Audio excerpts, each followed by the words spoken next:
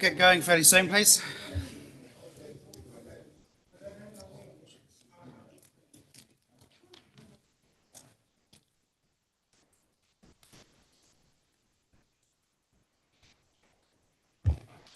Okay, good morning, everyone, and welcome to the Representation Review hearings. It's a fairly long day today, so we'll have to try and keep to time, scheduled to finish around 4:30. So, yeah, we have to be pretty careful on that time. So, with no further ado, I'll invite Ross Gowdy, our first submitter, to come forward and say his what he wants to say. We don't need to accept apologies, but it's worth noting Councillor Ray is unavailable today, and Deputy Mayor Scrimgeour is, I think, coming late, isn't he? Yes. Well, there's no need to move it. It's not that situation.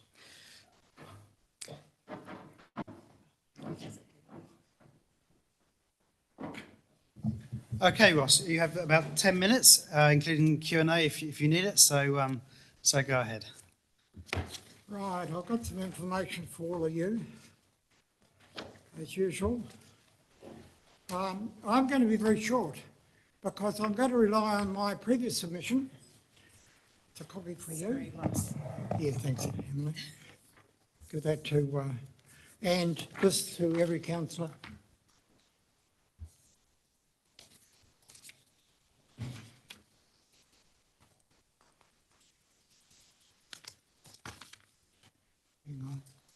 That to every councillor.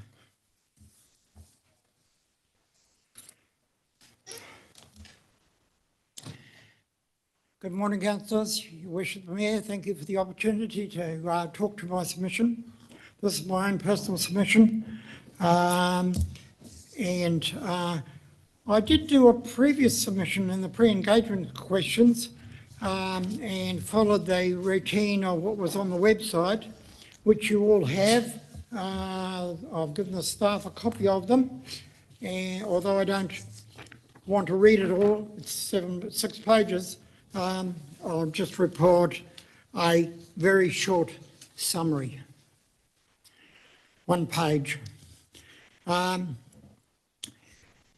happy that council has decided to follow some of my suggestions, which I worked out is that if you have a Maori ward, you are then bound by the 10% plus or minus, and you end up with a shortened version of the councillors. However, the council seems to have lost its way in the reduction of the areas for Katakat and Te Puke community boards. 1 Maori ward, I support this. The council has seriously considered the fair represented aspect, which is 1 person, 1 vote. All wards are within the plus or minus 10% threshold. I do not support 2 Maori wards or 1 Maori ward with 2 councillors. Reduction of the number of things. This is the direct result of that. It's not a side issue, it is a direct result of. For Waihi Beach, this could, I emphasise the could, have a direct effect of having no elected person living in our community. We will need 2 strong community boards covering the whole area of Waihi Beach and Katakat. Reduction of the size of the Katakat and Te Puke community board areas and increase in Makatu. I support the enlargement of the Makatu community board area. I do not support reducing the areas of Katakat community board area. It is illogical and against the principles of communities of interest. Denying the mainly rural community their right to vote for their community board within the area would cut the many established links. The rural people feel strong that this community of interest established over many years included business, sport, education, recreation and leisure activities will be lost. This was very evident at the Katakat Have Your Say meeting, where I think it was about, according to Steve, 33-0, about that support. Many people expressed the view that they wanted to continue to vote for the community board, and it is disappointing the council in its proposal is seeking to divide the communities. Furthermore, parts of the Have Your Say meeting were more about the council having their say, not listening to what people had to say. Ward committees instead of community boards. While this is not within the current proposal, I do not support the concept of ward committees. First, it dumbs down democracy. Members are selected by council and would not be seen to be independent, and large areas of Kattegat will only have councillors to contact if in the reduced community board area if it happens. So, as I say, I referred to my previous submission on the pre-engagement, and I ran across, interesting enough, and this is off the cuff, a local government commissioner's paper on this whole process. And he made it very plain, Mr. Beattie made it very plain. Your process is about consultation and how you conduct it. And that is how you actually substantiate your principled decision. Now, I remind councillors that the consultation process is so important. It's about consultation, not dictating. So thank you for that. If there's any questions? Thank you, Ross. Murray.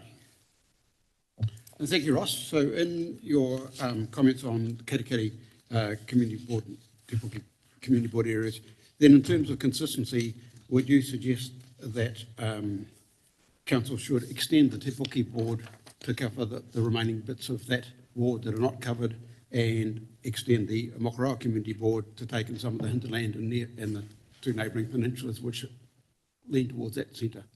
I would say the very least you should go back to the original boundaries of Te Puke Community Board and possibly take in the rest of it. But that is not part of your proposal. Its proposal is to reduce it down to next to nothing. Now, I gather there wasn't very many to have your say at Te Puke, but I can't speak for them. And really, Omokoroa should be actually standing up and saying they need to extend the area. Possibly they should, because they're going to be a bigger area and they're going to be more involved or have more. That is not within your present proposals, and while it's my view, maybe I would support that, but it's not within the present council proposal. No, I was asking your opinion. Thank you. Yeah. Alan. Thank you, sir. I just note one thing really in your abbreviated summary here. And you say about one person, one vote. Did we not have that previously? We did have it because, yeah, we did have it. And you've continued that. So that's why I basically support it. Okay, Tracy, last question. I'll go on as well.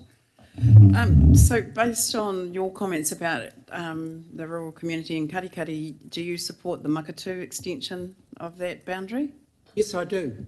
I think it's actually well overdue and possibly need to be extended even further, but that's only my view. But it is a forward thinking of there is a geographical area that is actually honed into Makatu as their centre of interest. Thank you. Grant. Ross, I'm just curious about your comment about the Local Government Commission. Was it a paper or a person that you saw or spoke to? No, it was a paper by Mr. Beattie from the Commissioners sector of Local Government New Zealand that come to review your hearings and if there is an appeal. And he made it very plain. It was the quality of your consultation that will carry the day. If you didn't do it properly, he was intimating, well, you're in trouble.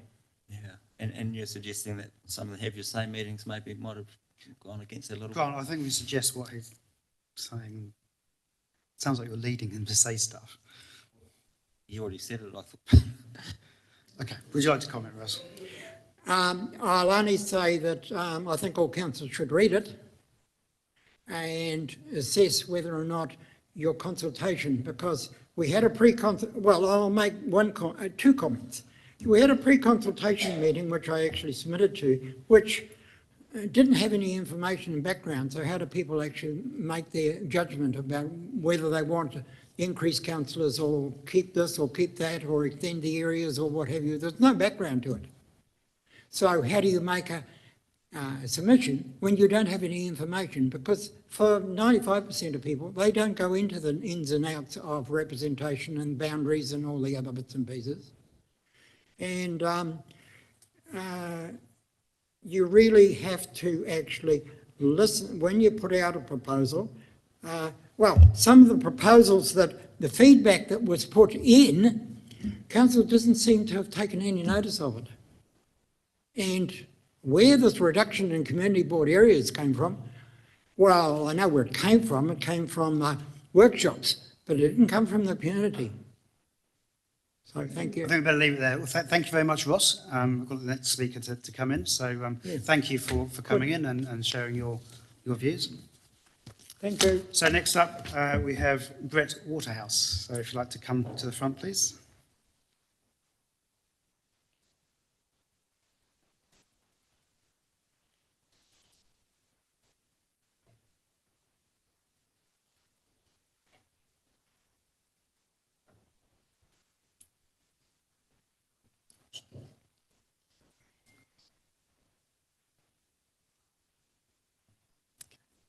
You just press the button so the microphone's on. The right-hand button, yep. That's it, yeah. Right now, eh? Absolutely. Good Please go ahead. morning, Mayor, councillors. Thank you for having me here to say my little 5 cents. I'm not very common in these sort of places, so I might be a little bit rusty, so bear with me, please. My first thing I want to really comment on is the community boards. That is an essential, what would you call it, board for Makatu in rural areas. If we didn't have those community boards, how would the locals get their voices out? To me, it provides and keeps localism alive. It allows a place for the locals to sit down and advocate for things they do want and they don't want. It's not always things we want. There's things that we don't really want either. The only way to really get a gauge of what the community wants is to have members in the community to kind of tell you what needs to be done and what doesn't need to be done, like to get things underway that isn't really a necessity. It seems to be a waste of money in my eyes. You might as well get things that are going to help the community forward and make the people more safer and more into the town or the village in my case. That to me is what should be priority, and you're only going to hear that from the people that live in the town. So to lose the boards would be the worst idea in my eyes, in anyone's board, but particular Makatu. Do you agree with the proposal to reduce the councillors? No. I always think many minds make good decisions. To remove a couple of minds from the game would be dropping the ball in my eyes. So you need a good range of councillors, sex, age, just to get different inputs, different angles. Following on from that, it's obviously the decisions the councillors make really affect the communities, the big decisions you're making. And I think to enhance the decision by covering all angles is kind of your guys' priority and job, to not have as much input into some of these big decisions as humanly possible. That's failing us as the community members, to limit the mind span, if you kind of get what I'm saying. One of the classic ones, and I'm not one to beat a broken drum, but the Kaituna River, there was a chance to buy the farmland neighbouring it, and one of the options was to create wetlands, which would have been a natural filter into the river. Now there's 14 million being spent on a drain relocation. To me, it seems to be juggling eggs, and some really big ones are getting dropped. That was a no-brainer for me as a local. I've seen that for years as to what that neighbouring farmland to that river should have been, and there was an opportunity, and I'm sorry to say the councillors dropped the ball there. I don't know if it was through lack of feedback through the community, but I don't think it actually dropped down that far.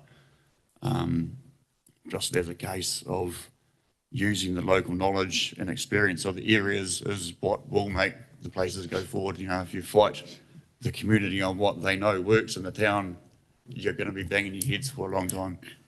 That's my opinion anyway. Moving on to the Māori wards, I do agree with the Māori wards, but however with one no. Iwis find it hard to, and kind of speaking with a forked tongue, just decide how to put a hangi down. How are they going to decide on big decisions concerning Māori, if there's one person representing an iwi from this end and an iwi on the other side, they don't agree that is iwis, and you need a fair representation of at least two, if not three. As one person coming to the table and having the iwis, one saying for and one saying against, how's that fair for him? How is he supposed to sit at the table and vote both ways?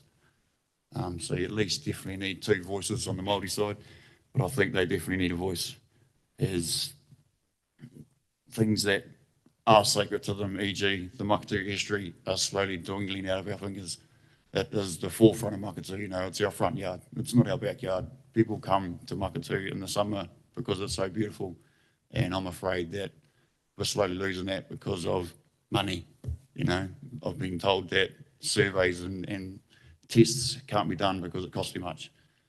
Like, how much is too much to throw away in history, a historic town? You know, Makatu was the centre of Bay of Plenty back in its time. It harvested all the flax. We were a bigger harbour than Tauranga, and we seem to be pushed to the bottom of the loophole and not getting the love that we actually do deserve. We don't even have a footpath that walks right around Makatu. All our kaumātuas that have been there for years can't even walk a lap. You know, it's either walking in long grass due to downers, leaving it too long, or if there is a footpath, there's grass all over it, and it's not really the loop that gets the oldies excited, you know, to walk up around Town Point. It is a beautiful walk. I'm not sure if you guys have done it, but you should give it a go. It's quite refreshing and brings you back to being in the Bay of Plenty, because the Bay of Plenty is full of plenty of smiles, and a lot of them come from Makatu. The proposed boundary adjustment for Makatu community, that is definitely overdue. However, I do kind of disagree with where the boundary line sits. It's running straight down Ford Road, and then along Kaituna Road and cuts down to Te Tumu. I would suggest that the river to the railway has always been the Makatu kind of boundary. So I personally think it should go down to Tumu and the Kaituna right to the wetlands, right to the highway, because that river has always been that area of Makatu. What else have we got here, team?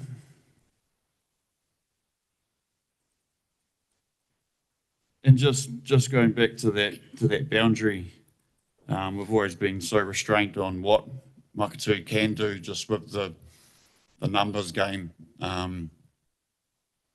Seems like we're kind of hitting a beatless drum because we've got so much Māori land. We're not going to get the big suburbia like Omakaro, Waihi. So I don't think we're ever going to get the tens of thousands of ratepayers to come into Makatu. So we kind of need a bit of a forward plan on how we're going to get the curbing to stop the houses flooding and the footpaths to make it safe.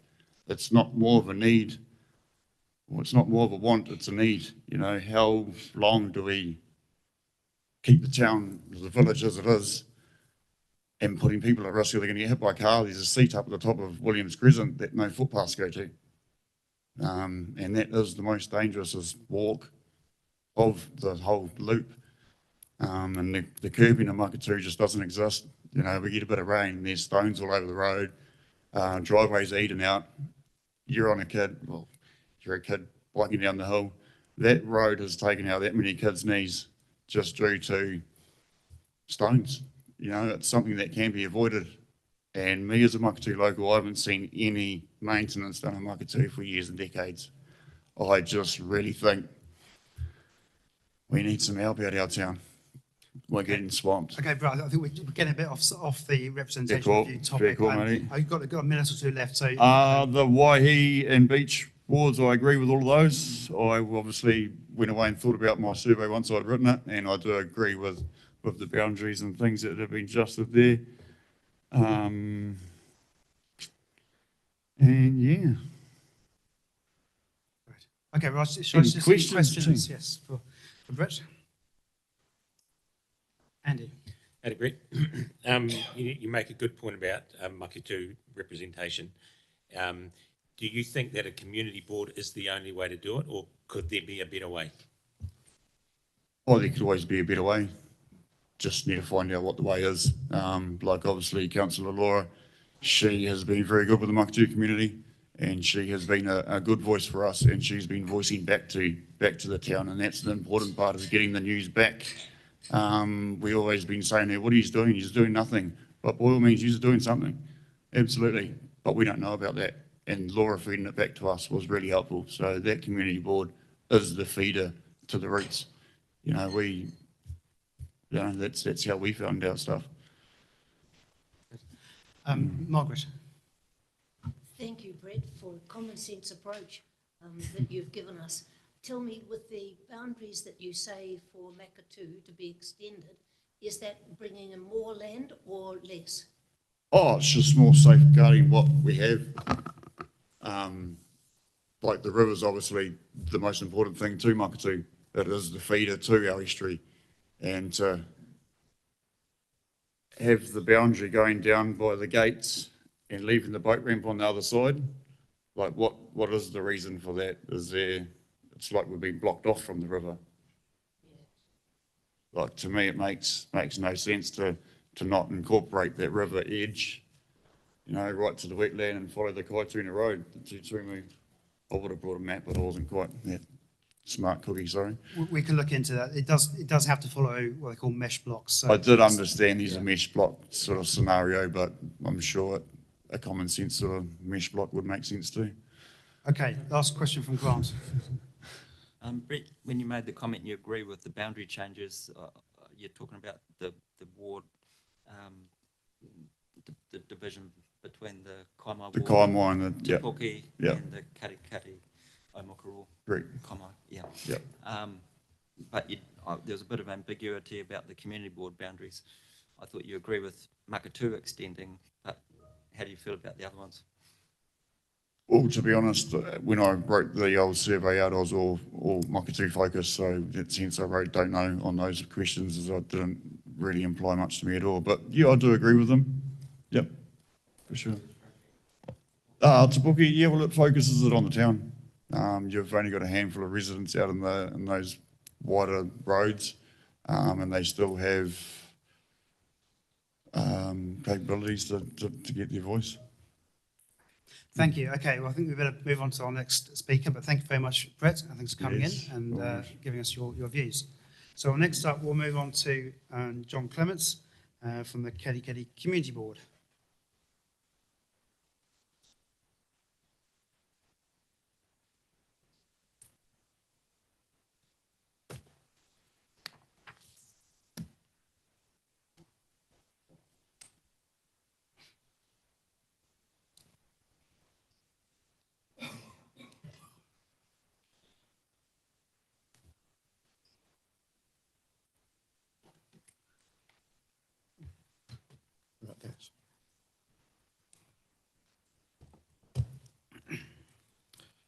Thank you, Mayor. Thank you, councillors, for your time and the opportunity to present.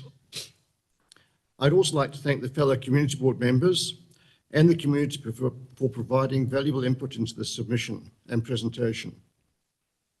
I have some slides that I think will explain the position as well. There are significant potential changes in the wings that are going to require a great deal of governance skills going forward, including water done well, integrated water resources with Tauranga, setting up of a CCO, following the potential integration with TCC due to revenue, followed by potentially the integration with Tauranga City Council due to revenue loss, which is about 30%, the Maori ward, and then in fact the referendum, let alone the implementation of the long-term plan and other issues. Councillors already expressed that they have a heavy workload. Reducing the numbers increases the load. The community board believes that the council should stay with 11 councillors plus one Maori ward plus mayor until the issues mentioned above are resolved over the next 3 to 6 years. We don't think that a reduction down to 8 would serve the community well. If the Katikati Waihi Beach ward is to lose a councillor, the electorate is biased towards Katikati and Waihi Beach would miss out. The electoral numbers indicate historically that it is roughly a 3-to-1 bias. towards Katikati, which highlights the issue.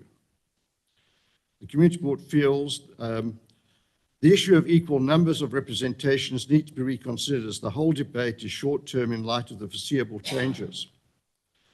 The Community Board feels that the Council should agree with the referendum on Maori wards, as this is the view of the electorate.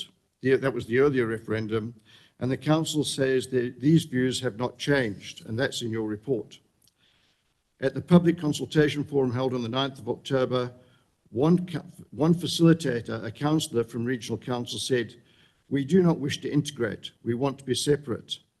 Our Community Board and the community does not believe that is the right direction for Council nor the country to be heading."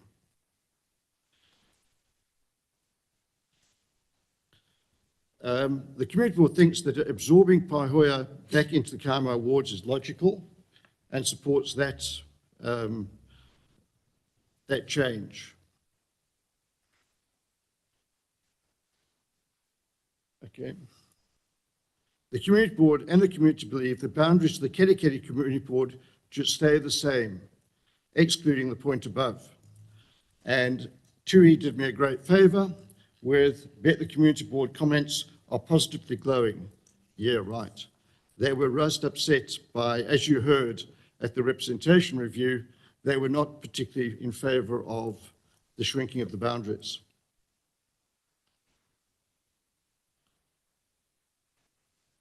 The town and the rural communities see themselves sharing a community of interest around the town. This was resoundingly supported the public consultation held on the 9th of October. If Council agreed to no change in the boundary, the debate around communities of interest and areas of benefit falls away. And this issue of areas of benefit is quite an important one to get head around. If not, then the Community Board believes that the community of benefits and the areas of benefit, the community of interest and the areas of benefit being split is illogical and has difficulty supporting this split. The rural areas benefit from the vibrant town as the town benefits from a vibrant rural communities regarding its expenditure.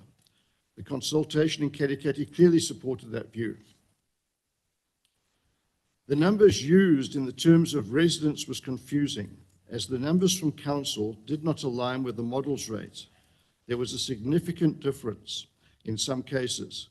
This has a marked impact on the community areas of benefit. We would lose 50% of our revenue that goes into the town and into the community, which is significant. It's about 48%. So we don't support that. And the issue is, was it about the money? Yes, it is about the money. I know that some of you thought that it was not, what about the money? Well, let me just, it is about the money. Without resources, as you well know, communities cannot thrive. Therefore, it's really as a tautological statement to say it's about the money, because yes, we are dependent on the whole area to contribute to the well-being of our community. Therefore, we would in fact not want to lose that revenue. Last night we had a community board workshop and we are going to recommend something like $750,000. So yep, it's about the money.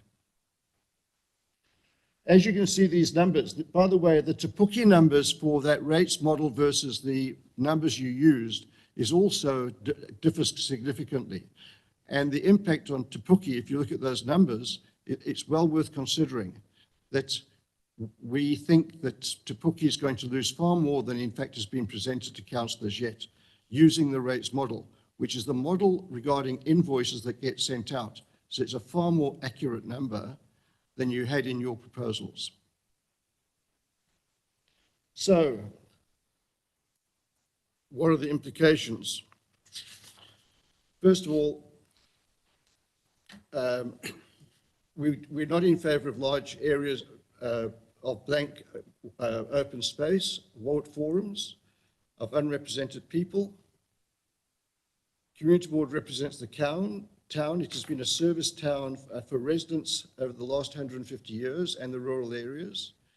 As a Community Board, we've always had a blend of rural and urban. So we still, and even with councillors, The targeted rate funded to catch Kerikeri Memorial Hall Community Centre would be reduced, and in fact that would be detrimental to their interest if you tie the communities of interest to the areas of benefit. And targeted rates funding for Kerikeri Town Centre Infrastructure Fund would also be reduced. And yet the town does need rejuvenating. Anyone who goes through the town actually quite openly says it needs rejuvenating. In regarding to the representation, we found there was a whole lot of bias, and in fact, if it wasn't consultation, it was advocacy. Okay, and that is of concern. I've mentioned already the regional councillor, but you have a Maori perspective of the council table adds valuable insights. That's a statement of fact. That's not a question. So is reducing numbers of councillors will provide for more effective decision making. On what basis is that statement made? Can you show me the scientific evidence? I can't find it. And therefore, it's an advocacy position, not a consultative position. And I don't think council should be involved in advocacy when they're out there consulting. They're all Maori at the table. Do they not provide John, valuable I'm just going to say insights as we've well? got like a minute or two left, so if you might Okay, want to that's take up fine. now. And are they scientifically tested or just an opinion? And thank you very much for your time, and I look forward to questions. Looks like only 10 recommendations. seconds to No, it. Anyway, recommendations. thank you, John. Rodney, you've got a question. Just a question on the size of the council. There's a lot of research out there on optimal size of governing bodies, right? Harvard University, lots of people have done research. They tend to settle around 10. You know, the average size for a S&P 500 board is around 10. So, interested in, did you do any research to see? Well, that's my whole background of study, Yeah, as so, you well know. so there is a lot of research then, isn't there? There's a blend of research, but you want a diversity of opinions. Yeah, but again, a governing body, you know, there is research, right? There is some, yeah, there is research, but And both ways. on the community board, I think, you're right, it's fairly clear the community are not interested in town boundaries. It seems to have been a binary question, right? Is it current boundaries or the town boundaries? Did you look at all at finding an optimal boundary? Like, you know, if it's not the current boundary, because Pahoya's leaving, right? Did you look at all at what could be a better boundary for the community board? That wasn't up for consultation. Well, the boundaries were. No, the two fixed boundaries. So you saw it as a binary question, yes or no? Well, that's the way it was positioned. No, it's a consultation, so you could have actually put something else forward if you wanted to. You put a number of other things forward, so why? I'm just wondering if that was a question that you looked at. No, you didn't look at that. Okay, that's fine. Thank you. John, a question from me. So in your experience or in your knowledge of the community, are the Kerikeri community who live more rurally, say, are they happy that they pay towards a community board, but that money is never spent in their local area, like much more local than Kerikeri as a service town? Well, thanks, Matt. I was immensely proud of the turnout for our representation review. It was impressive, and in fact, it blew me away. Did I expect that turnout? No, I didn't. Did I find their opinion? I think that, in fact, at the consultation regarding the community board, it was like 60-0 in favour. I don't think there was a dissenting voice in that room. So my answer, the community's answer to that question is they believe that they still want to keep the community board. I mean, it was very heartening. Okay, thank you. Any more questions? We're going to move on pretty soon. Okay, last one to Margaret. Thank you, John. That's really helpful, your submission. And I think it's really important that we ask questions and not try and negotiate with you at this table. Is the boundary for the Kerikeri Community Board as it should be, or should it be extended further? It literally can't be extended further, Margaret. No, we can't extend it further. Let me make a quick comment on this because it came up with Murray's question as well. The communities of interest boundaries nowhere in the Act does it say they have to be the same size? Okay? It's therefore up to the communities of interest.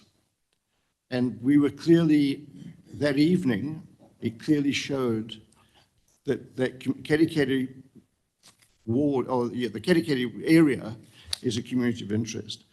There's only times in the Act it mentions distance or size is when it's an isolated community, a distance between towns, but not when it's a contiguous area. So I think that in fact being different is definitely possible within the Act. Thank you.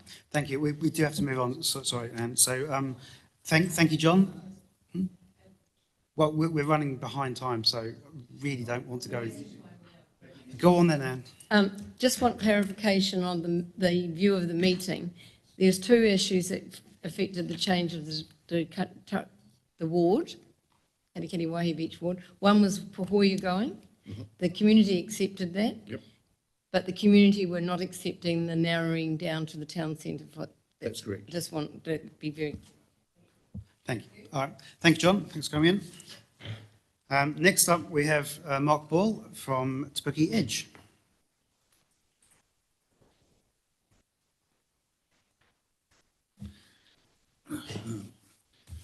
Morena, thank you for the opportunity to speak. We made 4 points, and I'll just run through those very quickly. So first of all, we believe that communities of interest should have a voice and a means to speak with elected members of council. Secondly, we support the continuity of the 2 community boards in the Te Puke Makatu ward, but a couple of comments. Boundary changes don't really make sense when you're isolating people, for example, in Te Puke and parts of Number 1 Road that clearly identify with Te Puke Township, and they see that as their community of interest. The same might apply to Makatu. And then the question is often asked, why does Makatu have a community board when, as an example, Paengaroa doesn't have one? So in effect, Paengaroa has a larger village centre, if you like, and it has considerably more people. Same applies to Pongakawa. It doesn't have a village centre, but it has a sort of a central point that continues to grow with some commercial and light industrial activity. Again, a larger population. And so it seems to us that you're reducing these community board areas to more of an urban thing. And I guess we kind of understand that, but in the case of Makatu, it's very odd that they continue to have a community board, the rest are isolated. But anyhow, we have some views and thoughts on that later on. Thirdly, in terms of the Māori ward, we support that, but from our paradigm and the people that we speak to, particularly in business, the question is always asked, why not 2 wards? And so people are saying Te Arawa to the east should have a Māori voice, and Tauranga Moana to the west should have a voice, so you should have 2 wards, not 1. We realise that that's probably unlikely because you've already voted for 1 ward. So on that basis, we request that the person, whoever is elected, is always conscious of the views of the east, the needs and aspirations of Te Arawa, various papu. But again, we just make the point that there seems to be a body of opinion that 2 would be better than 1. And again, as I said earlier, that's from a business, economic person perspective. It's not from the community at large. So that's a very interesting piece of feedback. And finally, we would encourage council to have an open mind to alternative means of voice and representation to council, whether it be formal, in the case of councils and community boards, or informal, where there are community groups that you listen to, welcome, make submissions. We're a good case in point, it's an informal arrangement, or what we might call informally formal. So therefore, we'd ask you to consider what we think is a better means of community voice. And I'd refer you to the Manawatu District Council, who have a communities policy to allow identified communities of interest to establish an advisory body in their community to assist the council in its responsibilities to that community. They have 18 communities of interest, and Manawatu District Council would not be dissimilar in size to Western Bay. 18 identified, but also the policy is very clear that that number of community committees can grow based on application to the council for consideration. So the role of the community committee is that they are part of the community development. They're a key contributor to the council's vision and outcomes, and they're a key component of council's long-term plan. They're a means for council to partner with community groups and not-for-profit organisations to encourage these groups to strengthen the interests and values of your district's residents by encouraging active citizenship. They're empowered to present comprehensive submissions to council's annual plans and long-term plans for each of those communities of interest. How are they supported? Well, they're not paid. The council member is appointed as a liaison councillor for every community committee. Those particular councillors appointed to those committees listen to the community's concerns and clarify the process of engagement with the council. How are they appointed? Each community of interest has a public meeting, which is called by the council. The number of members elected to serve on the committee will be a minimum of 7 and a maximum of 10. And the term of the committee coincides with the council's term of office, which is 3 years. Each committee is required to establish their own terms of reference based on a standardised template. In terms of project funding for each community of interest, the council will provide annual funding of small scale, discrete projects within their communities. They may not be currently included in council contracts or levels of service. They all have to be aligned to community plans where a community plan exists. The project fund has an annual budget and it's distributed evenly amongst all the various communities of interest. Each community committee submit a draft work program for each year, and that's all agreed upon. And if they have approval for a community project, they're paid on invoice. So therefore, this is a very simple system. It's broader. It includes every community of interest to have a voice. It doesn't suck up enormous amounts of time for staff running community boards and all these sorts of things. There's no payment. It's owned and operated, but it has a good solid terms of reference. And if you had 18 community committees in the Western Bay, I think that would be quite manageable. We make the point in Te Puke that there are 9 communities of interest, not 2 in terms of Te Puke Makatū. So if you go to the Papamoa Hills, Te Matai, Rangiuru, Paengaroa, Makatū, Pongakawa, Pukahina, Oromorakau, they are distinctly different communities of interest. They have schools in each community, they have halls in each community, they have sports clubs and activities in each community. So, as I said at the outset, we'd encourage you to have an open mind, to think past what is kind of difficult to understand in terms of 2 community boards, to have a broader approach to listening to voice. So thank you. Thank you, Mark. I have Andy first up. Yeah, thanks for that, Mark. I'm just noting in your submission and what you spoke, there's quite a disparity. There's the support of community boards, but then you advocate for wider representation. So you're indicating that you think there's a better way and it's not really community boards. Is that the gist of it?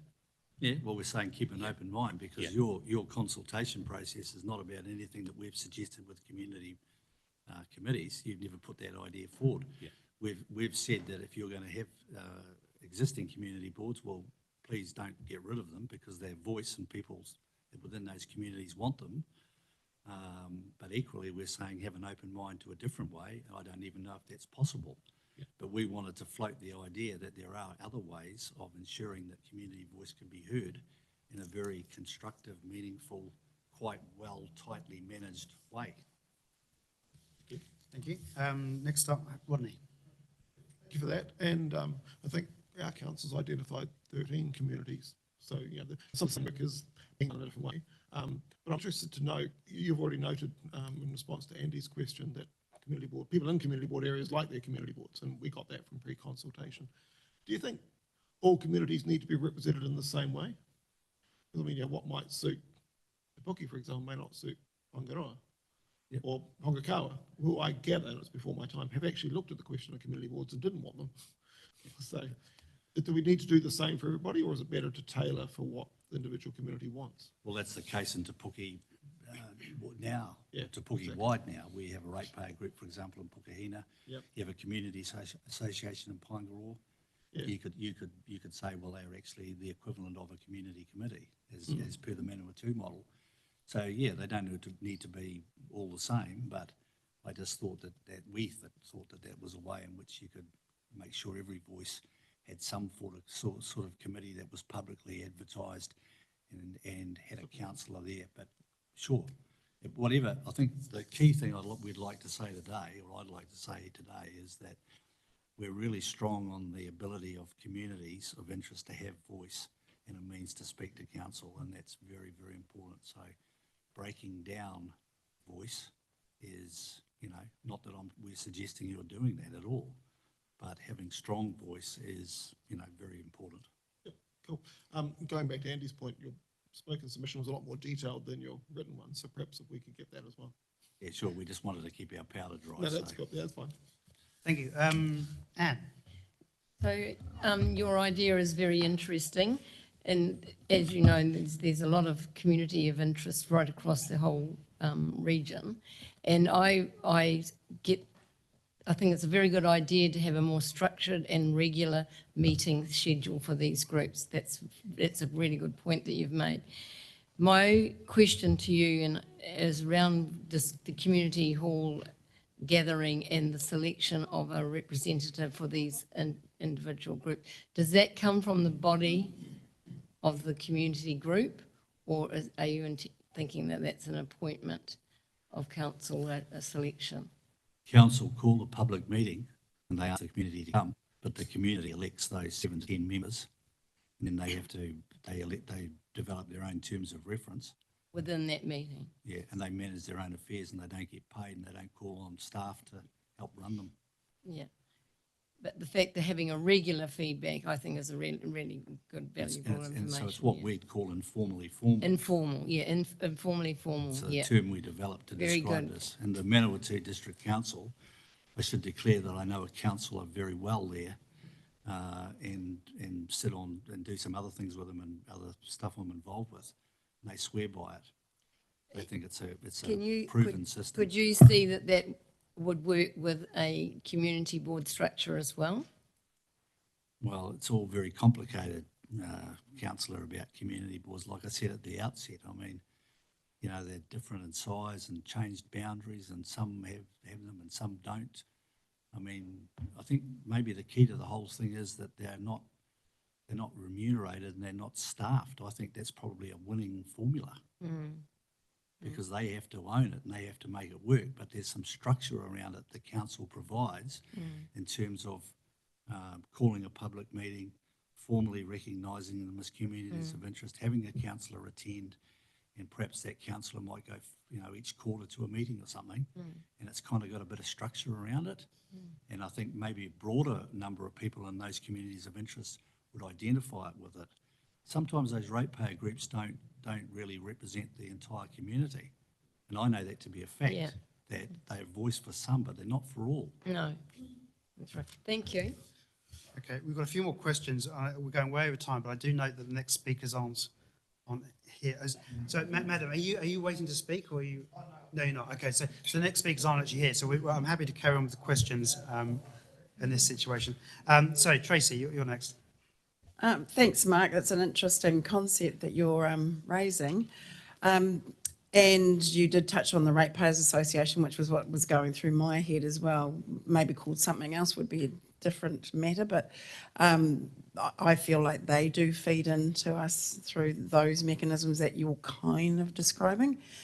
One thing we did briefly chat about, and I can't even remember what forum it was in, was actually holding clinics, like councillor clinics, a little bit like your MPs do. For example, Tom Rutherford, he does one, I'm sure is it once a week? And obviously covers a huge area. And I wondered if you'd ever given any thought to that as well in your submission. Well, there'd been, as examples in Te Puke of community clinics where previous community board chairs did exactly that. And they sat themselves down in a room in the council chambers in Te Puke and people would come in and talk about their issues. I think forums have unfortunately often get sabotaged by perhaps one topic or one stronger community, particularly in Kaimai being so disparate. The problem with those yeah, communities, if I could just make a comment on about the clinics, is that there could be some elected person talking to someone, he's bringing it back to council and all the rest of it, but it really needs to have a bit of structure and, that there's a sort of a direct link to the council. I mean, I don't think that management and staff should be spending endless hours, at community board meetings. And equally, we shouldn't allow elected people to be running clinics that don't have some sort of wraparound from the management of the council, because stuff all gets lost and confused and, different stories are told and narratives develop and. Okay, thank you, Tracy. Alan, next. You okay? Okay. Margaret. So you mentioned if one ward, we have to be very careful that we're able to talk about the community, please. People said that, and these are business people primarily, that they understand that east of Te Puke, Te Arawa, Hapu, are more aligned with Te Arawa Waka and it kind of sort of heads east or central towards Rotorua. And so they're saying, well, if that's the case and then Tauranga Moana's a bit different, surely there should be two voices at the table.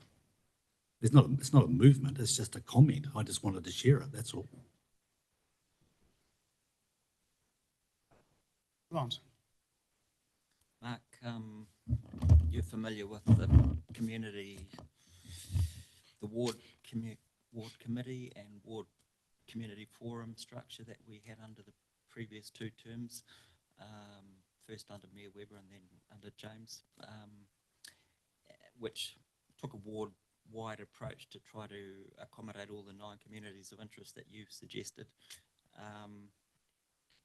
Going forward, I mean, obviously it may possibly be too late to incorporate what you've suggested, but maybe if we'd heard that a bit earlier, we could have padded it out a bit. But well, sorry about that, but we only thought of it recently. Yeah, no, it's a good idea, I think.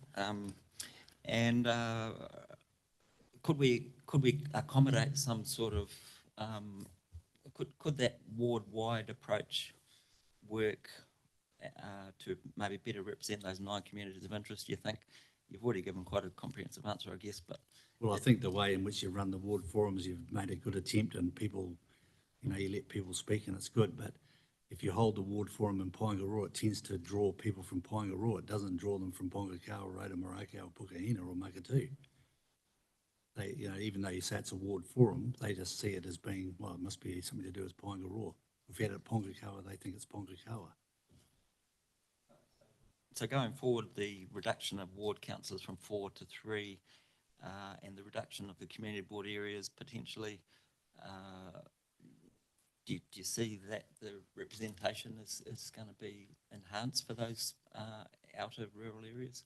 Well, we made the assumption that it's pretty much a done deal that you're going from 4 to 3. So I don't know if there's a lot of point in here banging on about, retaining 4. From our perspective, the more the better. I mean, if you divvied all this up on it in terms of economic output, we'd probably have 9 councillors. So I don't think there's much sense in us kind of, spending a lot of energy challenging what fundamentally you're going to do. But all we're saying is don't reduce voice by dismantling community boards. This boundary change is kind of odd. It's hard to figure out why you're cutting off a few people around borders when they actually clearly identify with that community, like Te Puke number 1 road or number 2 road. I think there's parts that get cut off, or a few people that aren't in the village in Makatu, they're up the road a bit, heading towards Wilson Road, they get cut off. That doesn't kind of make sense. So that's sort of the question we ask. So, you know, and Makatu clearly wants a community board, so we wouldn't suggest for a moment that you should get rid of it. But by the same token, other communities of interest don't really have a voice or a structure, and this is where this community committee's idea came about. Great, okay. Thank you, Mark, for coming in and sharing your view. I think it's piqued a lot of interest. We don't have the next speakers ready, so I'm going to suggest we take an early tea break and see if people arrive shortly. So if we can be back at 10:40, and we'll take things from there. Thank you, Mark.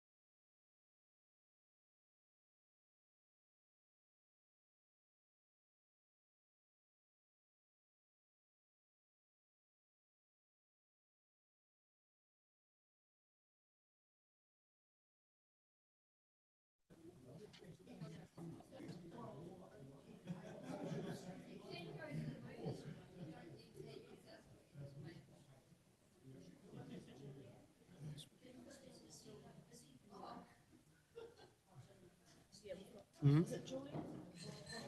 Yeah, Julian's the one online. Well, you can't really bring people forward. It doesn't work like, if they're there, you can, but otherwise.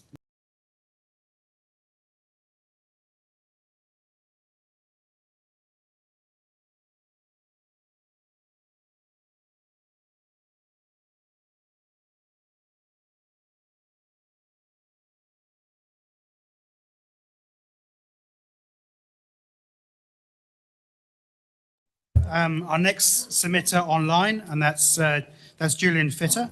So, Julian, can you hear us? Hold on. Yes, I can hear you now, James. Thank you. Great, we can hear you, Julian. So please go ahead. Okay, look, I think you've probably, Morena councillors, Morena, James, I think you've seen my submission, and my main concern is about the reduction in the size of the Katikati Community Board area. And I'm really most concerned about what on earth the rationale was behind the proposal to reduce the size of the area very significantly. I live approximately 3.9 kilometres from the Talisman Hotel, which you might say is a centre of Katikati, and there are plenty of people who live a lot closer than that to the centre of Katikati, further down the road, who will be excluded as well. And we really find it difficult to understand what the rationale is behind it.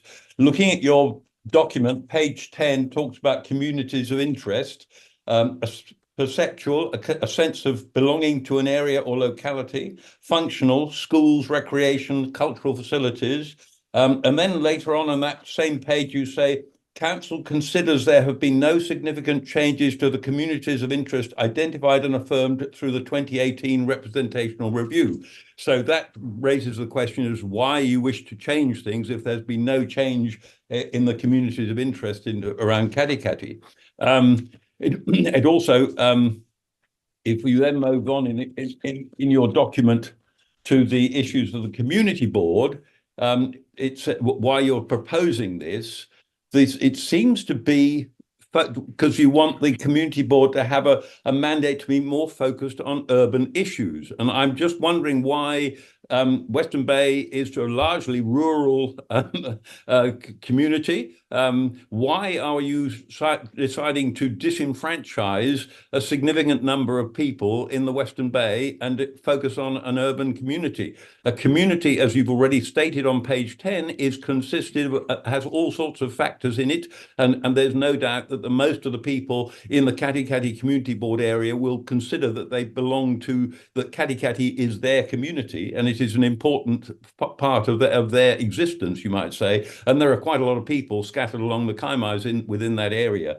It also says, at the same time, you're wanting to expand the Makatu Community Board area without seeming to, which looks to be as though it wants to include the Rangiora Business Park, seems to be the possible rationale behind that. But there's no, on the one hand, you want to reduce the size of Katikati and Te Puke, and on the other side, you want to increase the size of Makatu, and at the same time, you want to leave Waihi Beach and Omokoro unchanged. And there doesn't seem to be any rationale behind this, no discussion. You think we also say, we think these boundary changes will create a more consistent approach across the district, responding to feedback that some community boards cover the whole ward while large areas of other wards are not. These changes will apart from disenfranchising a lot of people, they don't actually change the situation very significantly at all, because you are expanding one board and contracting two. We think these changes will provide for effective representation for communities of interest in these areas. That's a total nonsense. It doesn't go. It flies in the face of all the things that have been put that you've said on the page 10 about what the communities actually are. So why, if this is the case, if you wanted the community boards to represent very small areas, why are you not dealing with Waihi Beach and Omokoroa and reducing them, and why are you expanding the Makatu area? So if you look at the map, it really is quite, it is quite dramatic what you're trying to do to the Katikati Community Board area.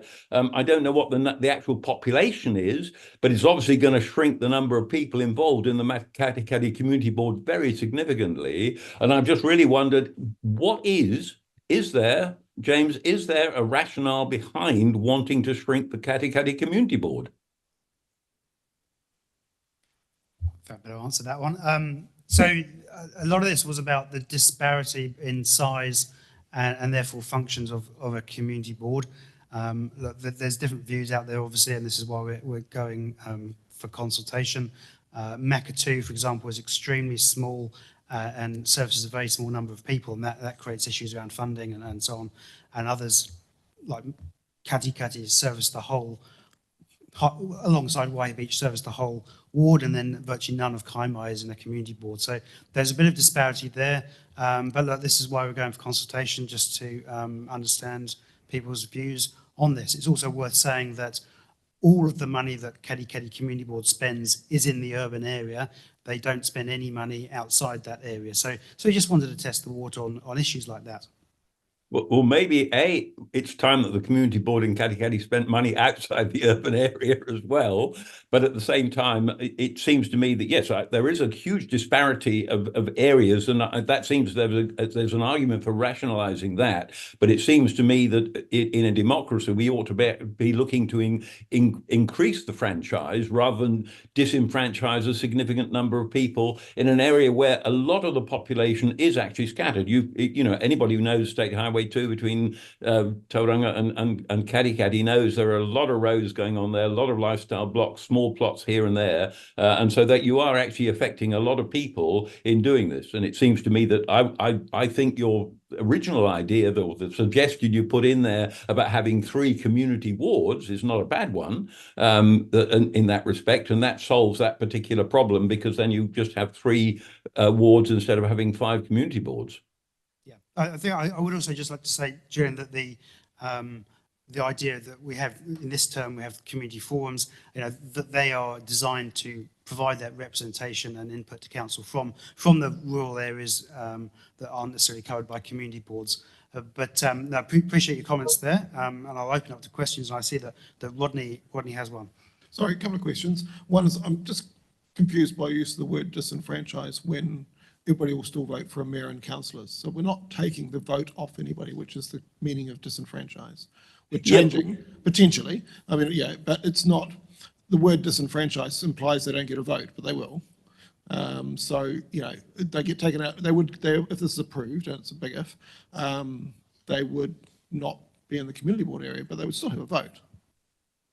Yeah, no, I accept that, but you have reduced the I accept that.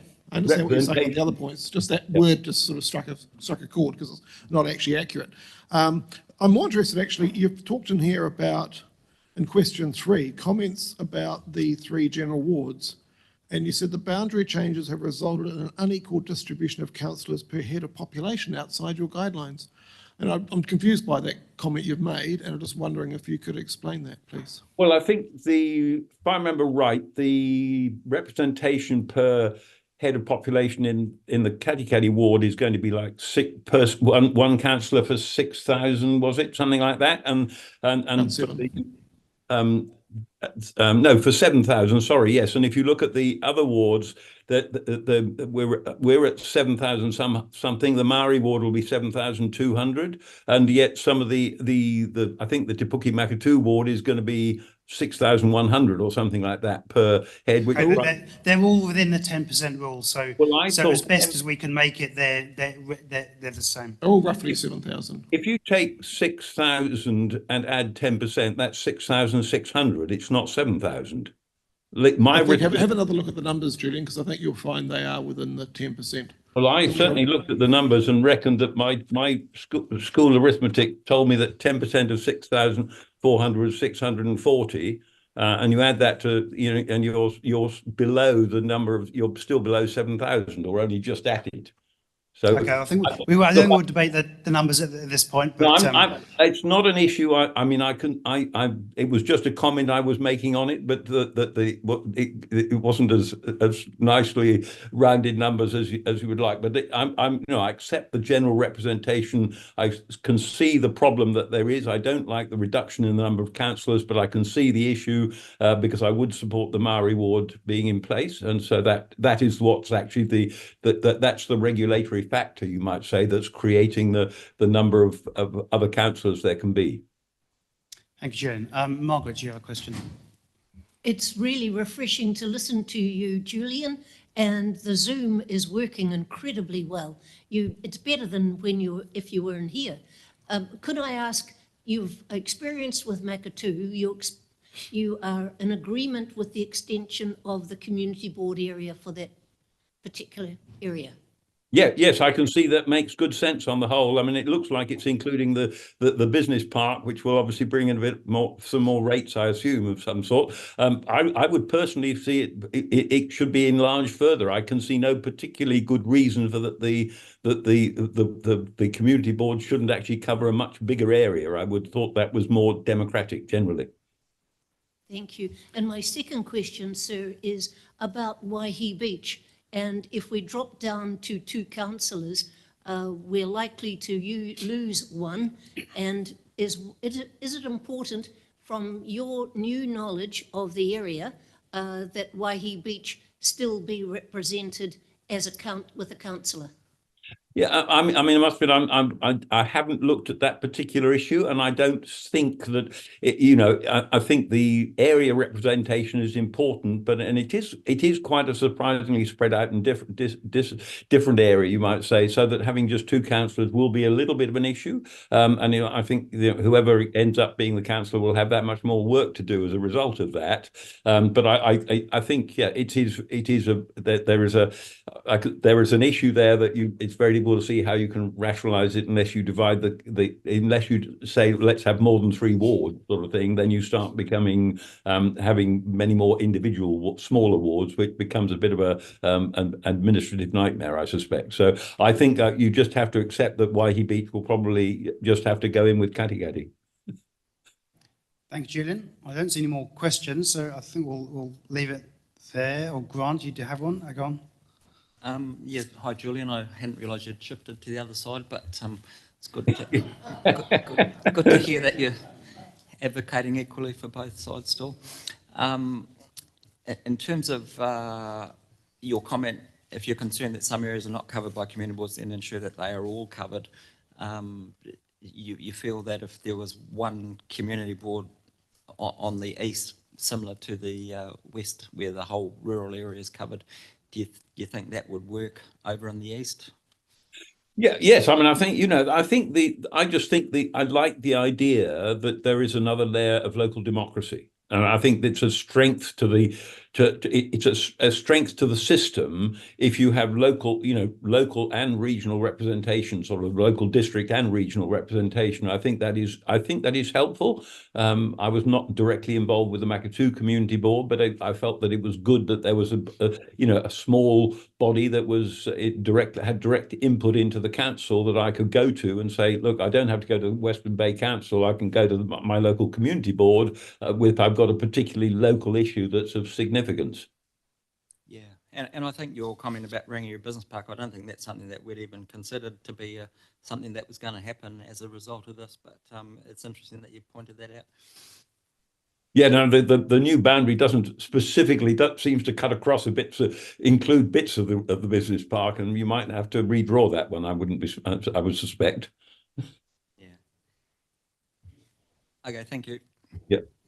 If I could just add, Julian, the boundary, as I understand it, is required to follow mesh blocks, and that's why it looks like there is some corners there that are not included as it's proposed. Yeah, no, I can imagine that might be the problem, that if you've got to go on a different map sort of thing, it doesn't. But you might find that if you look at that and where the business park is sitting, it might be crossing the boundaries so that some people will be in and some people will be out. Great. Okay. Well, thank you very much, Julian. Thanks for speaking to us today, and appreciate your time. Thank you, James. Thanks, councillors. Cheers. Thank you.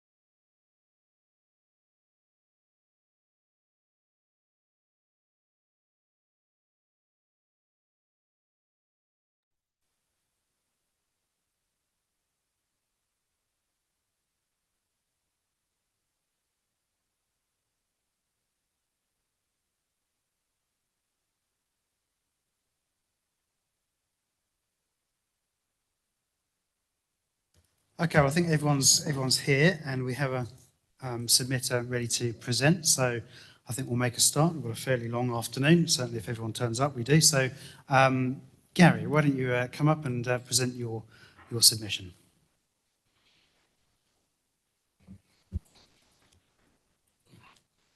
Tēnā me kia koutou, kora matua James, kai kanahira, nā kāmihi, mai nā tangata o te iwi tangata Tiriti. Ko Gary Webber toko ingoa.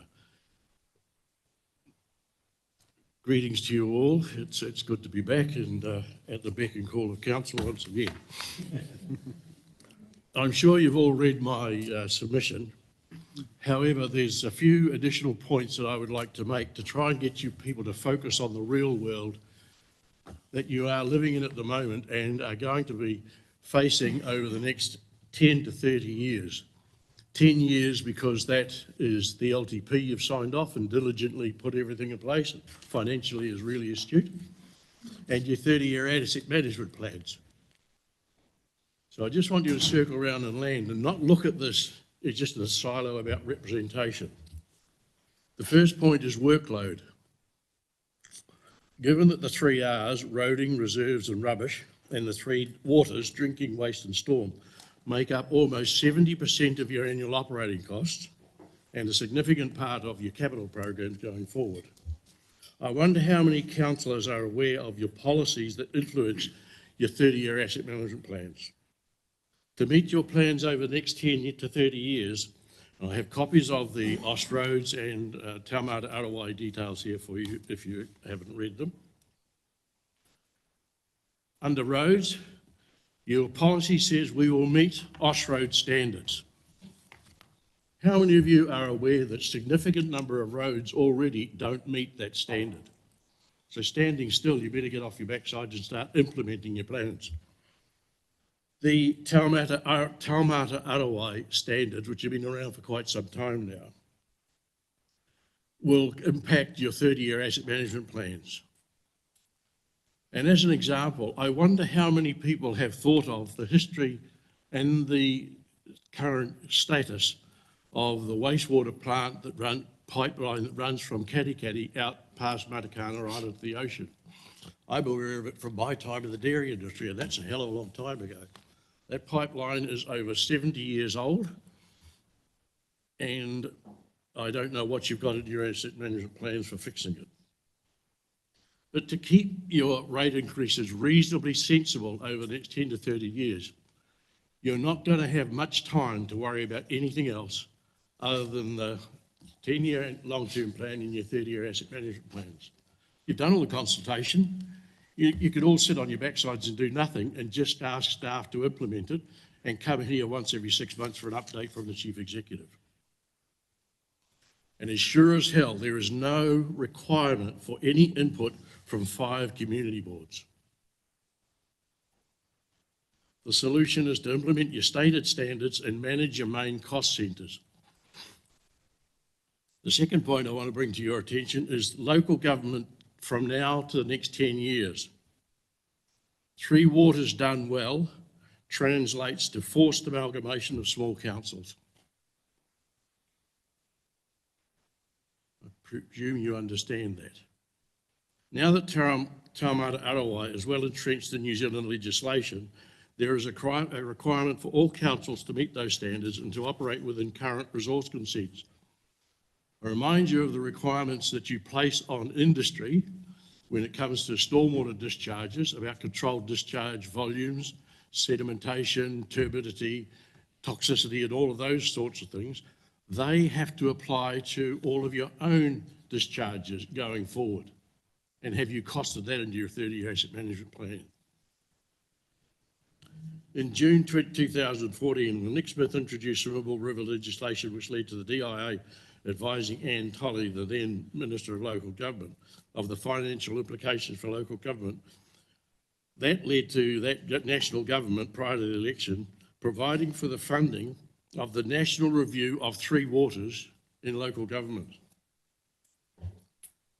The analysis of the day was that most small councils, less than 50,000 ratepayers, would be forced to amalgamate to enable the amalgamated new council to have sufficient ratepayer base to meet their rating impacts of the capital requirements to meet Taumata Arowai. I raise this because I wonder if you're looking around at your neighbours and saying, are we better to merge with those that have got a big bill coming up, like Wakatani, Kawerau, Aportiki, or are you better to jump into bed with, as this council looked at about 4 years ago, Waikato District Council, Hamilton City Council, Tauranga City Council, Waipa District Council and Western Bay District Council forming an amalgamated Three Waters plan. You have a large ratepayer base.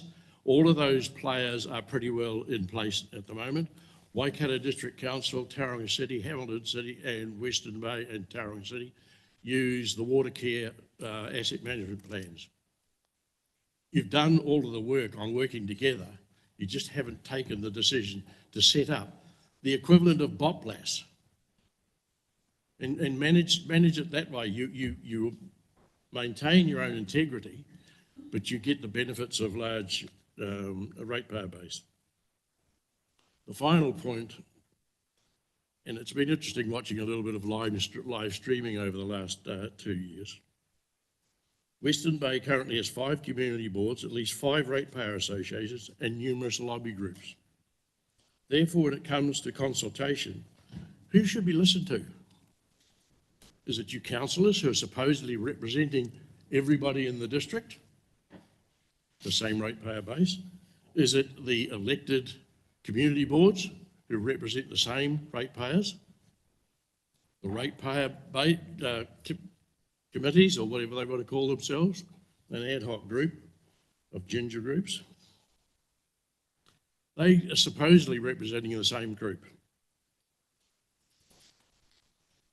Or the lobby groups, like the sports clubs, the social services people out there that actually know what their own requirements are, submit good plans, detailed plans to you for your annual plan and long-term plans, which is really the only consultation you're required to do. Who do you listen to? You seem to listen to them all. If you take any notice, that's over to you. So in summary, given the commitment to meeting your Austroad standards for roading and Taumata Arowai for Three Waters, it seems to me that there is very little need for governance oversight at Western Bay District Council for the next 10 to 30 years. And therefore, in my opinion, a worst case scenario is to recognise the structure that I have put forward, which is 1 mayor, 8 councillors, 2 community boards, 1 representing the rural and lifestyle rating base you have, and the other, the residential rating base you have. That's the most logical thing to me, that the numbers tell you anything more than 8 councillors plus a Maori ward is just over the top. You're over-governed already.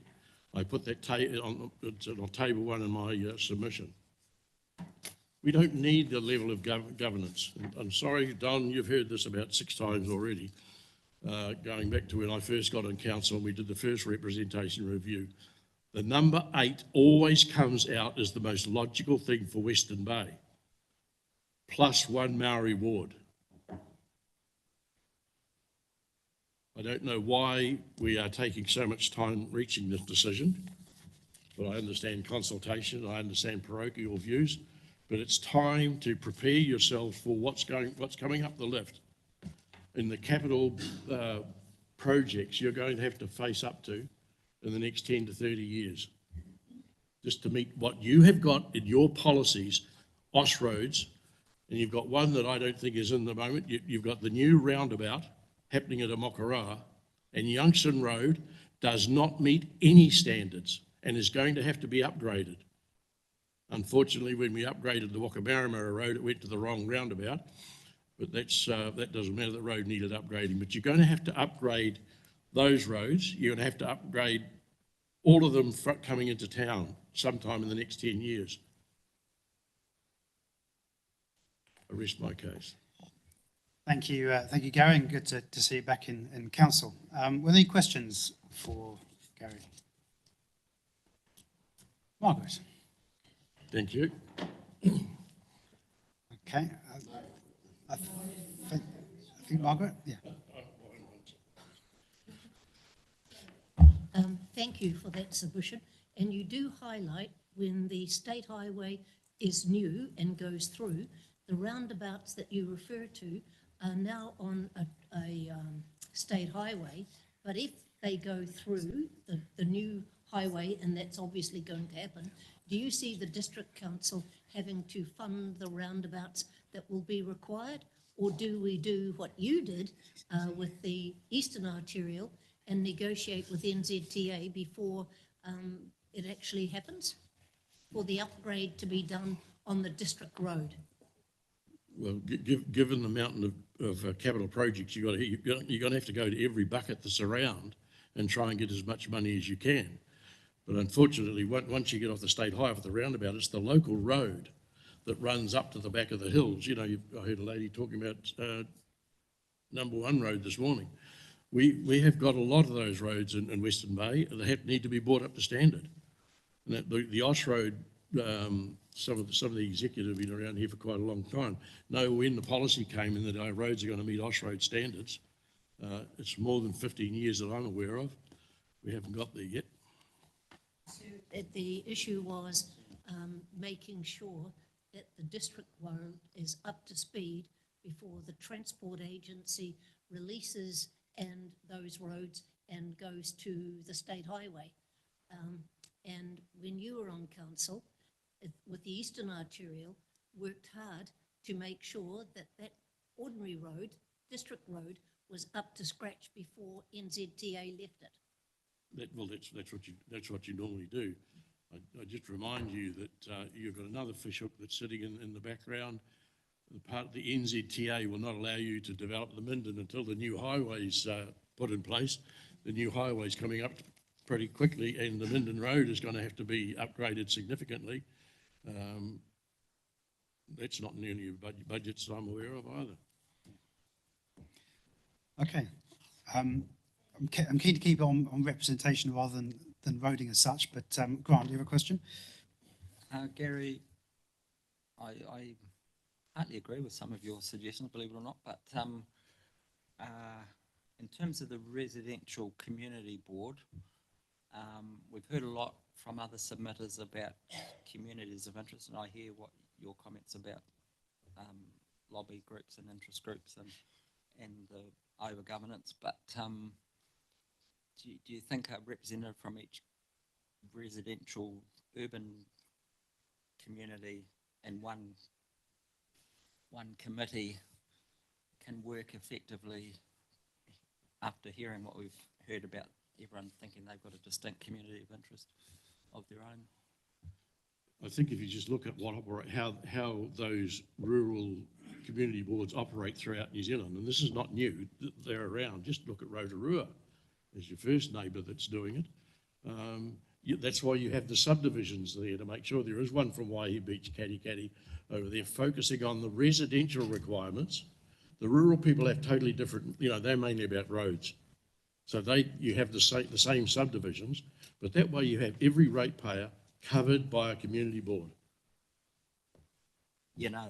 I tend to agree with that actually. Apart from the urban areas, maybe how conflict might be resolved within those different urban areas and division of funding, maybe. I'd suggest you don't let parochialism get in the way of common sense. Any further questions for Gary? No? Okay, well, thank you very much. I appreciate you coming in. Thank you.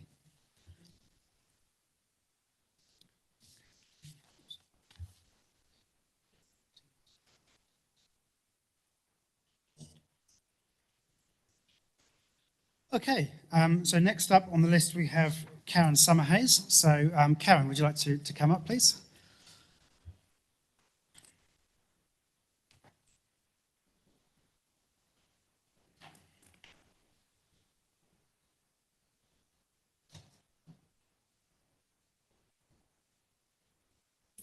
If you press the button, and it'll go red, the right-hand button. That's it. Perfect. This chair's low, isn't it? Okay, go ahead. Kia ora, councillors. Thank you for the opportunity to present on behalf of the Te Puke Community Board. I am a member of that community board, and the chair, Cassie Ellis, has sent her apologies due to a family bereavement, and the rest of the community board is also unavailable. So I'm it. And while I will try and answer your questions on their behalf, I'll also indicate as to whether or not it's my personal professional opinion. You will have received our submission, and I'll take it as read. There are a few highlights that I would like to highlight. Again, community boards are a way of strengthening relationships with our wider communities, and whilst we speak strongly against the shrinking of the Te Puke Community Board boundary, that is our main focus of our submission. We have outlined in our submission the reasons for that, and I will take questions on any of those points. In particular, we felt that the ratepayers were not given the information required to be able to make a good decision because of the rating impact that this could have on the reduced amount of ratepayers. Within the proposal, community boards were painted as an expensive exercise, and I'm not talking about the discretionary money or the money that they put in on top of, but the actual servicing of community boards was, and we didn't really feel as though that the benefits of local representation was well presented in the documents that went out for this consultation. We also mention in our submission around the remuneration of community board members, and whilst I know that you have no control over that, if we reduce the population served, the remuneration authority will reduce the amount of money that community board members get. We are already doing service way beyond what we are paid for. And in my personal case, just to ram home the point, in this triennium so far, I have had to take 5 days leave from my work, my personal annual leave, and that's not accounting for the very generous contribution that my employer makes and puts it down as professional development. So that's just me. I would spend at least 10 to 15 hours a week on community board matters because I'm engaged and because I want to make a difference. So by reducing the remuneration, and of which I get $75 a week for my contribution, and I knew that that was the case when I stood, but the idea that that would go down doesn't sit extremely well. We also need to be able to attract the very best calibre of people to stand for the community boards and to actually have a positive impact. And by reducing the area of representation to exclude Mangaweka and Waitangi, that would reduce our potential for future Māori representation on the board. But now I really want to just point out that Local Government New Zealand has presented a practical guide to localism, and if you aren't aware of this booklet, I suggest that you get hold of it. In it, it states the purpose of local government is to enable democratic local decision-making and action by and on behalf of communities. And this provides for direct decision-making by communities, and it's often referred to as the fifth well-being, democratic well-being.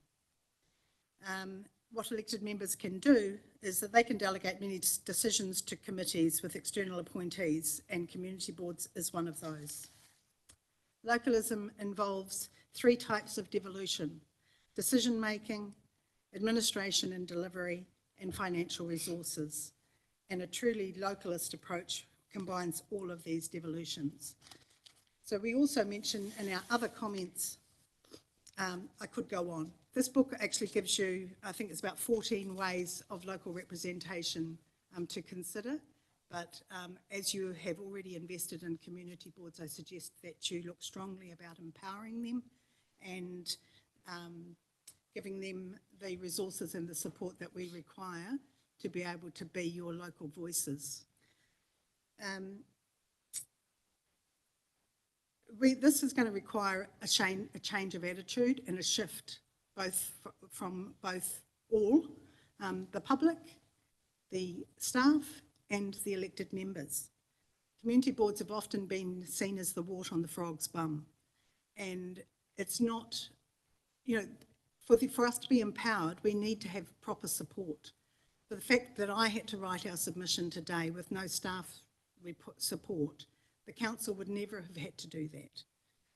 You know, that we as elected members, and we do get good support from our staff that come to our community boards. It has really improved lately, and we really appreciate the way that they're engaged with us. But really, you know, it's something to be celebrated, this local representation. It's not something that, you know, is just tiresome, which is sometimes the response that I get from a lot of people. We made a very big decision the other day, and in the media, we got absolutely slammed, and there was no support from our comms team to how do we battle that support. And it was brutal, you know. We're doing our best, and I think that the Te Puke Community Board itself is really effectual. It is, we are doing really good mahi. We're really doing the work. We're engaged, and we should be, not rewarded, it's not the word, it's supported, I guess, to carry on this work and to see our strengths and build on those. And yes, we've got a few weaknesses, but we would need, you know, and that's where we would need some support. So I'm happy now to take your questions. Thank you, Karen. I appreciate your input. I have a question from Rodney. Thank you for that. And I hear what you're saying about remuneration, which, as you say, is outside our control, but you know, it's a common message from community boards up and down the country. And in terms of the work that, you know, that council supports you on. I just want to talk about the boundaries, because that's what's in front of us today. And I asked the same question earlier today of another community board. Was it just a binary thing, you know, the current boundaries or the proposed boundaries, or is there a better way, a more nuanced way of looking at it? Is there a better way of looking at the boundaries than what we have now and what was in this document? Yeah, I can't speak on behalf of the board for this one. I might have a personal opinion. Personal opinion would be good. Okay. Yeah, we understand it's personal opinion. Yeah. Okay. The consultation document didn't really give the opportunity for the community to consider something else. And I think that was a failing in the document itself. Yes, they asked just what we thought, and someone with fortitude and knowledge may have picked up that there are other options. But I think you'd have to be reasonably learned to be able to approach that. From the point of view of representation, if we were, the idea of coverage of the ward for local representation, it does rely on those outlying communities to want to participate. And at the moment, I get the feeling that there are a couple that are quite happy with their Resident Ratepayers Association or their associations. Whether that gives the same level of feedback to governance as a community board does, I don't know, and it might have more influence, who knows? Sometimes we don't think we have much influence. I think we've said in our board, in our submission, that should we stay as the status quo for our boundary, we should actually consider including the bits that have come in from Welcome Bay now, just to complete out to that border. The idea of a whole of ward committee is something that I have thought about quite long and hard. I think the only way that would work is if you would have a representation from discrete communities and iwi and hapu. and then you might get somewhere. I think relying solely on ward-wide election to a ward community board, you will end up with the same people and the same things. So if you were thinking of doing ward-wide representation, I would definitely look at more local representation. So wards within the ward kind of thing. Yeah, sub wards. Thank you, Rodney. Andy? You've answered most of my questions in dealing with Rodney. Just in your personal opinion, when you look at the way our particular ward is structured in regard to that sort of local governance stuff, do you think there is an opportunity for a better way somehow? Or do you think, nah, it's perfect? I don't think it's perfect. Yeah. But I'm represented. So I have representation in my community board. I can't talk for the people who don't have representation. I was in Auckland when the Super City came in and they formed local boards. And that may be a consideration in the future, especially if the reform of local government comes to pass.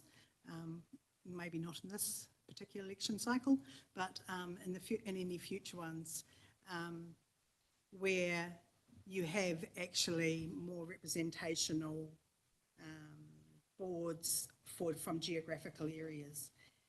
Not to say that there isn't room for communities of interest representation as well. It's a bigger question than today, I think. Thank you. Okay, I think we better leave it there, but I'll go on. Okay. Go on.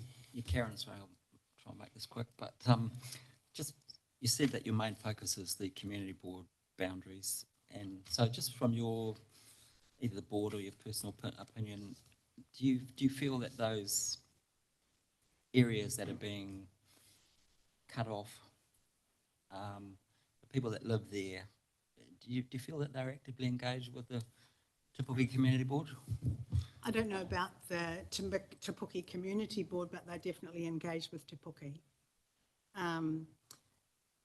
For how they feel about when they come to town, and you've only got to see some of those comments from outside of town on the other day in the media, they are definitely engaged with what we're doing.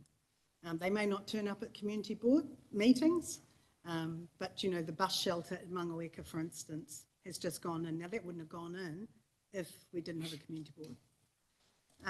There's a whole lot of that type of outreach programs, that could be available. And again, it's about how much support we get to be able to be more effective. Do you think their comments directed on social media, for example, about issues in Te Puke, do you feel they're directed at the community board? I know the one you're talking about is specifically the community board, but comments about the town in general, should they be directed to council or the community board? Or the community board has been advocating for a long time for an increased level of service for our cleanliness, and not our personal cleanliness, but the cleanliness of the town and the vegetation replacement. We've been talking about that for a long, long time. We've put it into our submissions. If we weren't doing it, who would be doing it, is the question.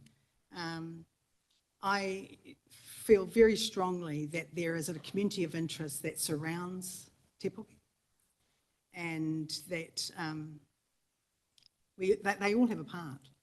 And you only hear about them when something goes crazy wrong. Okay, thank you very much, Karen. I think we'll leave it there, but appreciate your time and coming in. My pleasure. My power pearls and myself will leave. Great. Okay, I might go a little bit out of order here, but we have David Ratimer. Is that you? Would you like to present now? Yes. Okay. A little bit later.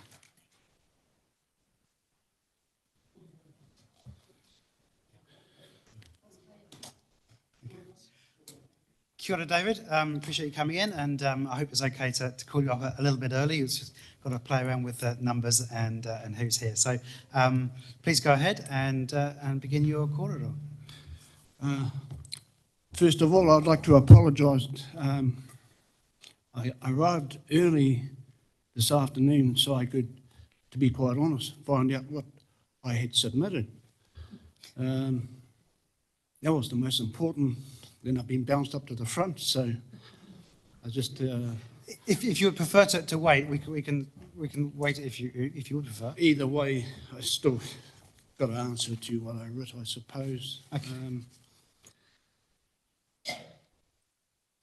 I've never ever been spoken in front of anyone before, but the reason I submitted this submission was I honestly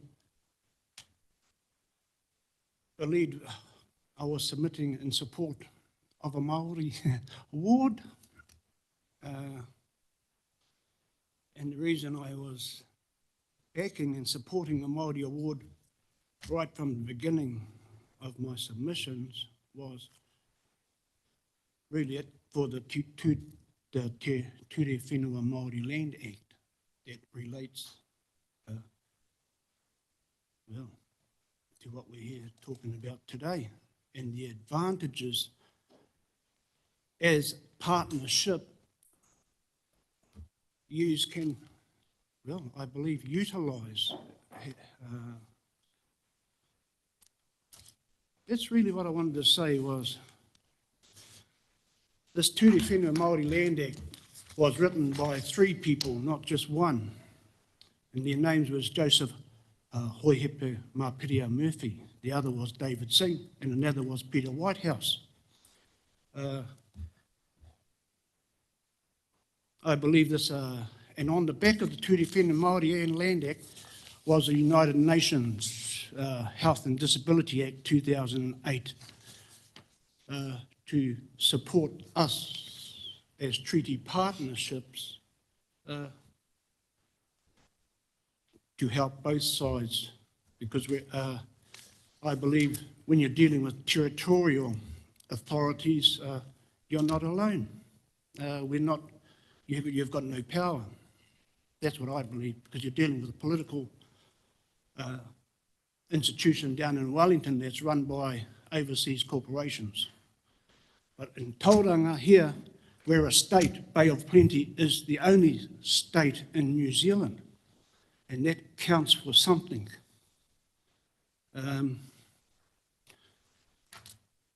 I just don't know how to say things properly.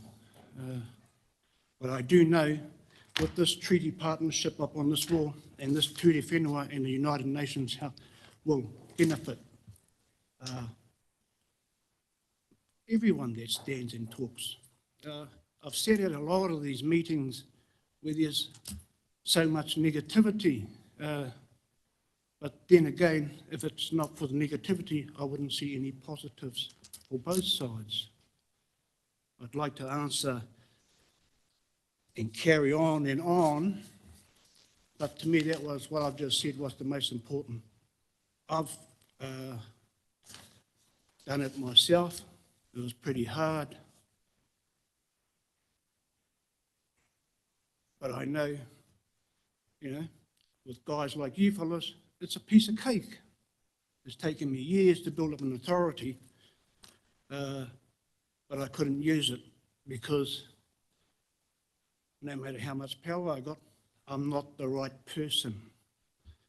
I could have all this bullshit, authorities, which I have, and it does come under a judicial and a government organisation registered through the corporations. My biggest hope was passing it over to the right people. About 4 or 5 weeks ago, I gave those authorities to Dr. Don Brash to be passed on to him.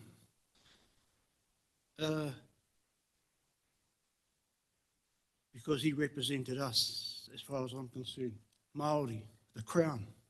Here, to me, Māori was us. I don't believe in Maori or Pākehā.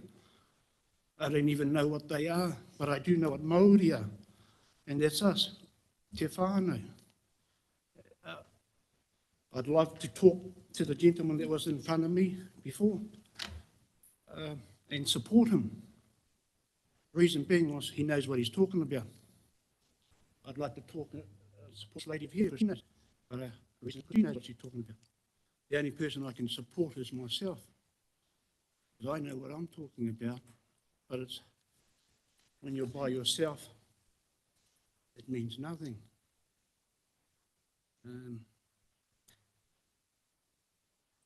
That's all I've got to say.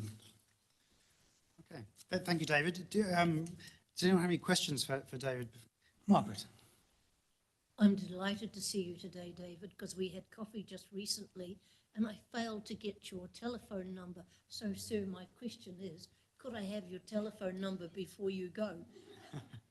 I thought, well, perhaps just see him as he walks out, but that might be the easiest way to do it, Margaret. Thank you. It's all on the net. Are there any other questions for David?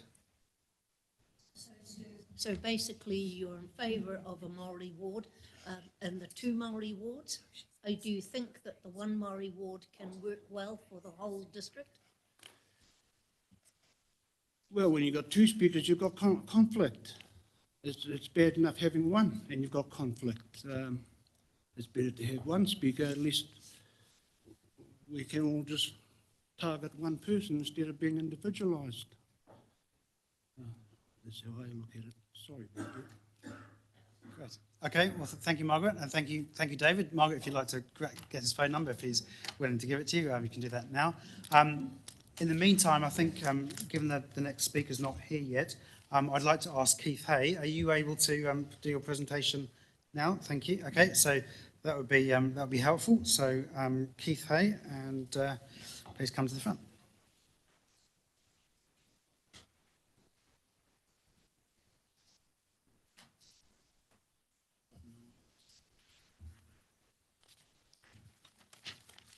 Thank you for the opportunity to make this submission. This is on behalf of the Caticat Waihi Beach Residents and Ratepayers Association. We're concerned at the bias in reporting the results of the pre-engagement survey Council carried out. If, as claimed, the survey was to inform the representation review, it failed badly. 91 submitters probably aren't going to provide a very accurate idea of what people are thinking, but it does not excuse the bias in interpreting the results. Twice as many submitters agreed our wards reflected areas of interest as disagreed, but the same question was not asked about community board areas, even though we now have a proposal to make major changes to community board boundaries. 58 submitters replied that the number of councillors was about right or we need more. 19 said we need less. But Council is proposing to reduce the number of... Council has also posted a 1-minute video containing misinformation that encourages viewers to think that a reduction in councillor numbers would be a good thing for the district. The support for community boards was about 3-1 when asked if community boards aid representation and also if your community needs one. But the initial proposal lists 13 reasons for replacing community boards with ward committees and only 4 maybe type reasons not to have them. Why are staff wasting time and money pushing ward committees? They are not an alternative to democratic representation because these committees will be stacked with appointees rather than elected members. We suspect this is how Council will introduce co-governance. Quoting from the review, a representation review aims to ensure fair and effective representation of communities of interest. Given the bias exhibited in analysing the results of the pre-engagement survey, it is difficult to imagine us getting fair and effective representation from this review. There are a number of explanations with irrational arguments to fit a preferred outcome. For example, quote, The proposal does not respond to the concerns around significant areas of the district having no community board representation. And while the proposed boundary changes will reduce this inequity, there will still be large parts of the district who are not represented by a community board, unquote. If there are concerns that significant areas don't have community board representation, the proposed changes will make the situation worse because they will enlarge the areas that don't have representation.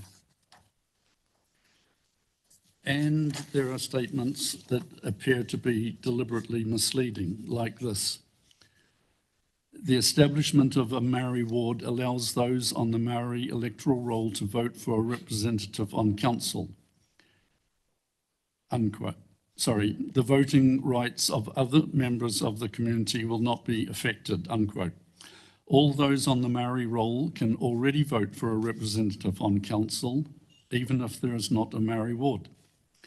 And the voting rights of other members of the community will be affected. For example, people in Caricat Waihi Beach Ward will only be able to vote for 2 councillors, and that could have serious consequences for Waihi Beach residents. The proposal says the establishment of a Maori ward provides for improved representation for Maori. Not necessarily. The establishment of a Maori ward may result in less Maori being on council. I think that's what happened in Rotorua in 2022. The proposal states that one of its disadvantages is the establishment of a Maori ward may not align with the views and preference of some of the community, unquote. In the referendum forced on council in May 2018, 78% of those who voted did not want Maori wards. The statement equating 78% with, quote, some of the community illustrates the extreme bias inherent in this proposal. The staff report to the extraordinary council meeting on 17 August last year stated, consideration of Maori wards in our district has historically resulted in opposed views, and it is unlikely that further community engagement would provide council with a materially different understanding of community views and preferences towards Maori wards. The poll to establish a Maori ward in 2017 saw 40% of eligible voters participate, with 78% voting against. This provides a good indication of likely public sentiment, unquote. We believe we are all one people and no one should get favourable treatment because of their race. Furthermore, we believe that councillors should ascertain the mood of the people and reflect that in the way they vote. They should not vote according to their personal preferences in such an important matter, if at all. Council currently has 2 Maori councillors who were elected to general wards. If a Maori ward is introduced and 3 council law positions removed, there is a good chance that the current Maori councillors would lose their seats. One of them lives in Waihi Beach, which has only 1/3 of the votes of Caricat, and the other is the most recently elected councillor. We are extremely concerned that if Caricat Waihi Beach has only 2 councillors, there is a very real possibility that Waihi Beach will be left without a resident councillor. This concern is highlighted by the results of the last 2 elections. The Waihi Beach-based candidates, 3, I think. In 2019, 3 Waihi Beach-based candidates got 27% of the votes, while 7 Caricat candidates got 73%. In 2022, 1 Waihi Beach candidate got 17% of the vote, while 7 Caricat candidates got 83%. Having just 2 councillors in this ward will make it very difficult for someone from Waihi Beach to get on council. For the last few weeks, and for many other weeks of the year, Waihi Beach is probably the biggest centre of population in the Western Bay. It is completely unacceptable that Waihi Beach might have no representation. We don't believe the proposed changes to community board boundaries have anything to do with communities of interest. We suspect council wants to get rid of community boards and consider that disrupting them as much as possible may be a way to achieve this. The current Kerikat Community Board area covers a very strong community of interest and should not be changed except perhaps for some distal properties, if that is what the residents of those properties want. Did staff ever ask these people what they wanted? If as claimed, the change to the Kerikat Community Board boundary will better reflect communities of interest, why are Waihi Beach ratepayers being forced to contribute to the Kerikat Resource Centre when others who live closer to Kerikat are not considered to be in the Kerikat community of interest? Thank you. Thank you, Keith. Any questions? I think Tracy had one there. Thank you, Keith. It's come up a few times today about no representation for Waihi Beach, but given there is your own organisation, the Ratepayers Association, and the Community Board, Waihi Beach Community Board, is that not fair representation, or does that not help? I think we need a councillor. I don't think council takes too much notice of what the community board would like done. And they don't take too much notice of the Ratepayers Association either. Rodney. Sorry, you've given some numbers, but who was the top polling candidate among the councillors at the last local body elections in Waihi Beach? James Lanier was. Yep, and he's gone to mayor. Who was, of the current councillors, who was top polling? Alan Saul was. Alan Saul. And where's he from? He's from Waihi Beach. Yep. So actually, and then of course a year earlier we had a by-election, right? And when Alan went up against other people, and who won that by-election? I think you also have to take into account the calibre of the candidates. Exactly, I agree. Yeah. You beat me twice. But that's my point. You know, it's a fact that there are 3 times as many voters in Katikati as Waihi Beach, and yet Alan has done extremely well in the last 2 elections. And as you say, it's about calibre, and I think that I think you've answered your own point really, because despite the numerical advantage, we're not always going to have someone of Alan's calibre. Well, that's the point, I guess.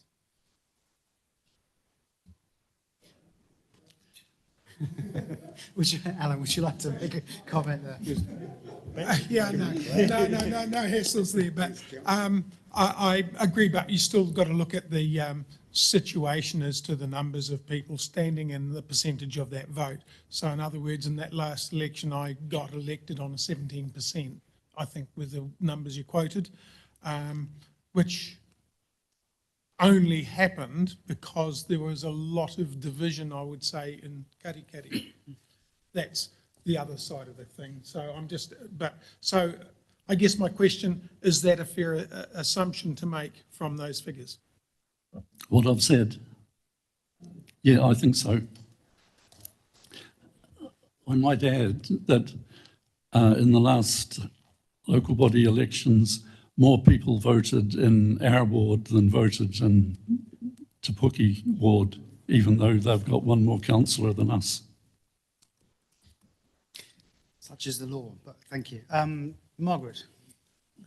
2 questions, thank you, sir. Thanks, Keith.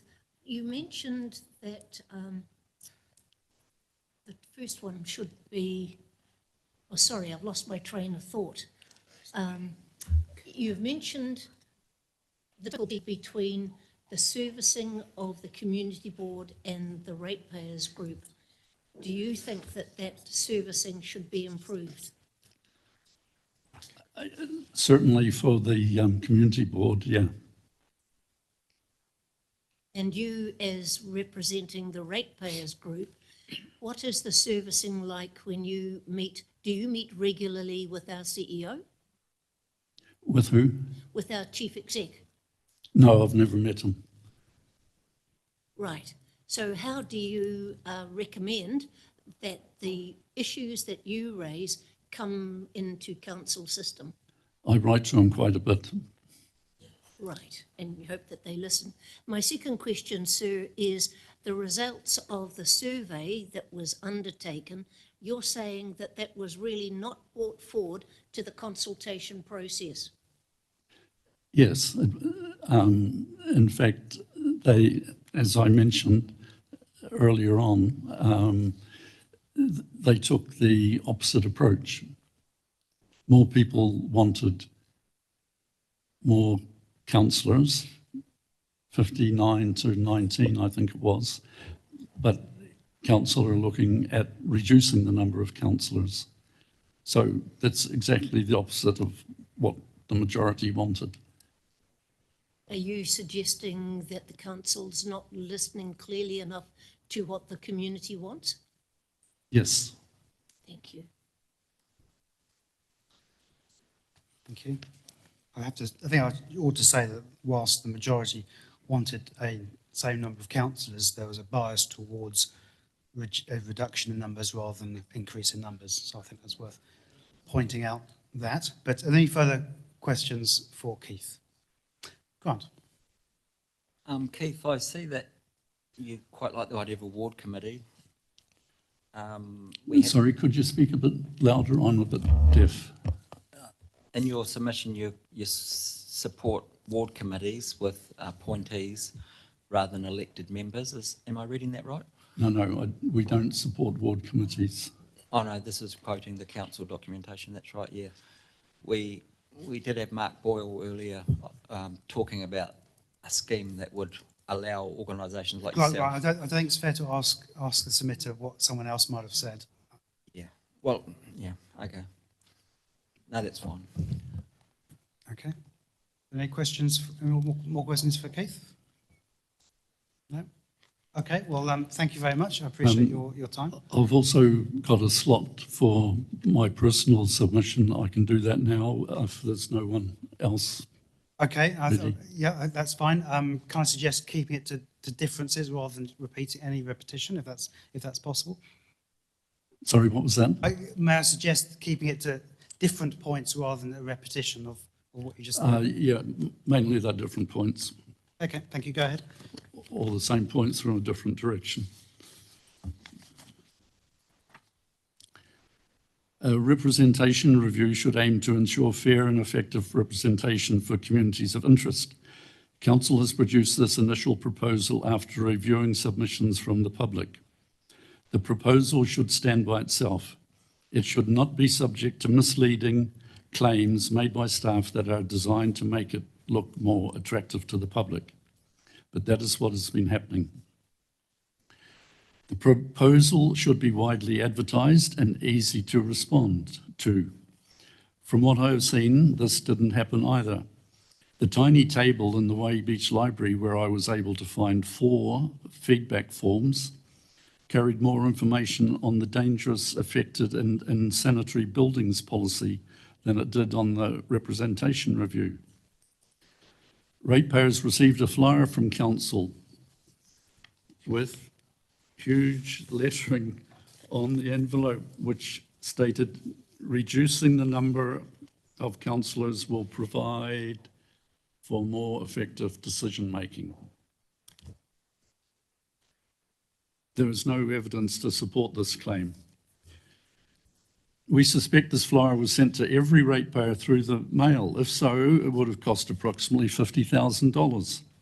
That is mostly ratepayers' money being used by staff to provide ratepayers with misleading information. A couple of days later, our rates demand arrived in an envelope that proclaimed in even bigger font, use your inbox, not your mailbox. I wonder if anyone at Barks Corner saw the irony in that. The first envelope contained an A4 flyer in 3 colours, which also made claims that are grossly misleading.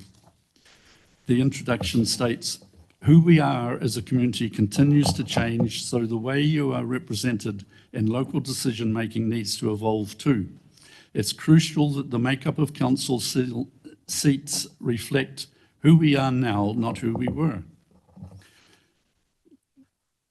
So I looked for population information on council's website, and all I could find was a table showing the numbers of people of various ethnicity for the years 2006, 2013, and 2018.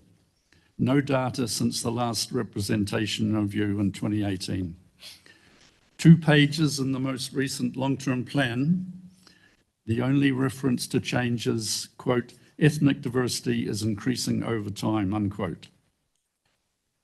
So how did staff know it was crucial? The flyer stated, the establishment of a Maori ward allows those on the Maori electoral roll to vote for a representative on council. Oh, I've been through that, okay. The flyer also stated, reducing the number of councillors to 10 will allow our councillors to represent about the same number of people. This statement also misrepresents the facts. They have always represented the same number of people. That is what the plus or minus 10% rule is all about. There is a pattern to these statements. Even though they have no basis in fact, they suggest to the recipient that what council is proposing will put something right, when there's actually nothing wrong with the current situation. Western Bay Plenty District Council has produced a video which has been playing on the council Facebook page and on the Caricat Support Local Business page. Now, I sent a copy of the transcript of that to all councillors, so I won't go through it. This 1-minute video has large subtitles in red, green and white with a voiceover by a woman with an American accent. We have been told that the video was authorised by the CEO, that it was produced internally and came at no cost. We don't believe most of the claims made in the video. For example, reducing the number of councillors from 12 to 10 will not ensure everyone is represented in a way that is better or fairer than now. It will most probably have the opposite effect. There is no relationship between having fewer councillors and the clearness of their mandates. How can fewer councillors more effectively represent the district when the video claims is growing and becoming more diverse? Having fewer councillors will not ensure people's voices are heard more effectively. Why would having fewer councillors enhance decision-making? The video does not disclose that reducing the number of councillors is a direct consequence of introducing a Maori ward. Neither does it state that the introduction of a Maori ward with 1 councillor may result in the loss of 2 councillors who are Maori from general wards. Is that a time warning? Okay, perhaps I should open up to questions. I do want to pick up on one point. You said there's nothing wrong with the current situation. Is there any... Oh, sorry, I hadn't finished. I was asking if that was a time warning. No, there wasn't. No. I think Right. Rosie just clinked her glass Can I accidentally. keep So going sorry then? about that. Carry on. Sorry about that. Despite the post-consultation on the representation review run for 5 months from 15 May until now, we contend there has been no proper consultation with non-Maori people of the district. Information provided by council has been inaccurate and misleading, and the results of the pre-engagement survey have been misrepresented.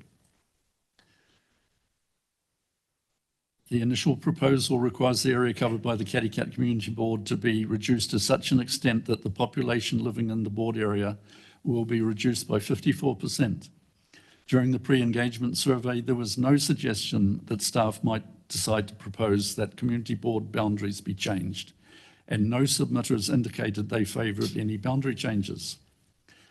No one from council appears to have talked to the people who are going to be affected. But without warning and without any rational basis, a huge change is being proposed. We do not agree with the proposal to restrict the area covered by the Caricat Community Board, except for distal parts, and only after agreement with affected residents.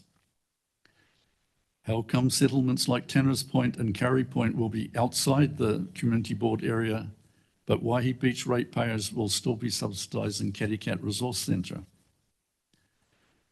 We're extremely concerned by the bias evident in the pre-engagement review and the initial proposal. The representation review initial proposal mostly ignores the results of the pre-engagement review and must be extremely disappointing for the residents who completed the survey. But the attempts to subsequently influence potential submitters with misleading information in the flyer and the video is inexcusable.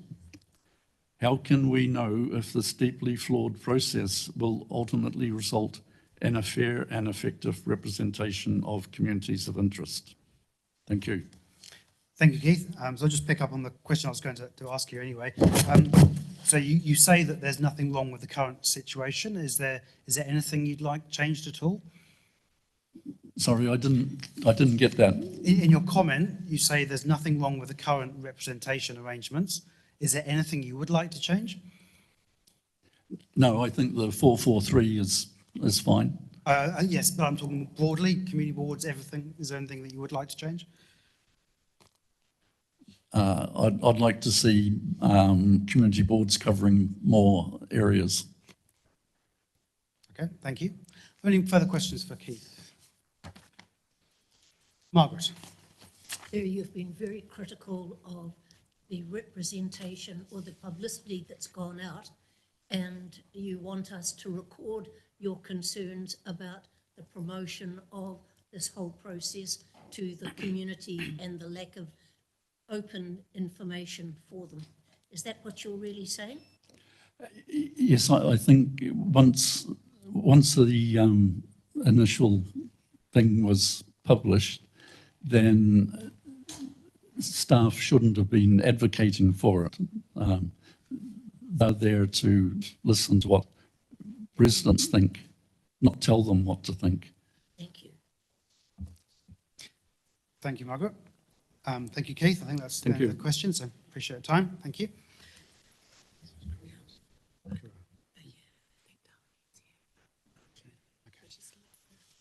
Okay, so next up I have, or the one who's here at least, Kua Martin, if you'd like to come up to the front and speak, please.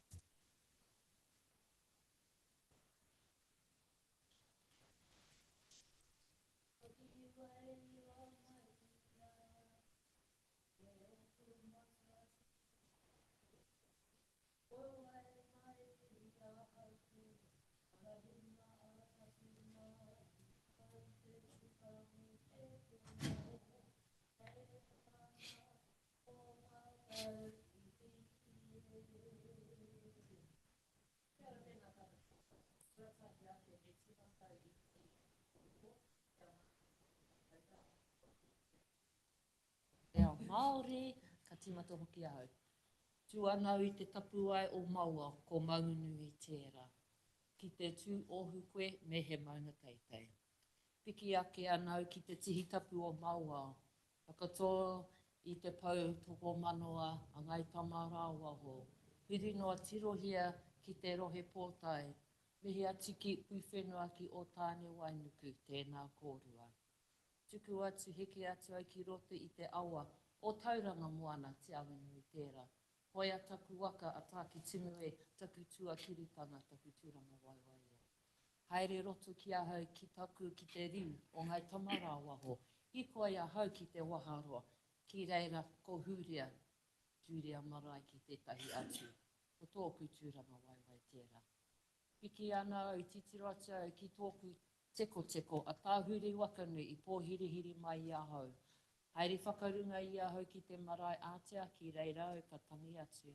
Ka mi atu ki a rātou kua whitirangitia. Haere, haere, haere, rātou katoa.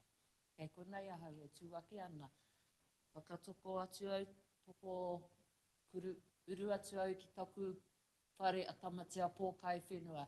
Kei taku pariraua iwi pūpū I hu parapara. Ki reira I tīmata o taku tipuranga o ku kōrero, o ku akoranga, a kui a koroma. I reira, kei konei ahau I tuamitua I te aroaro I a koutou, te tuku I oku whakaaro. Nō reira, tēnā koutou, tēnā tata katoa.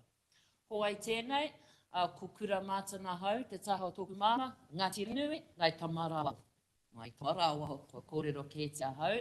Te taha o tuku pāpā, a Waikato mani a poto, rire, hau, pai mā rire. Toko waru o ku tamariki, I have 8 tamariki, actually 12. If you're going to include the ones that your friends or your tamariki always bring home from kura and then they end up staying and then going home later. So 12 and all up. And I have 18 grandchildren. I have, I'm tūture ki te marae o Huria, o Ngāti Rangirui, o Ngai Tamarawa, ngā kaupapa Māori, katoa o Tauranga Moana. E hara tēnei tū mōku anake. This stand isn't just for me.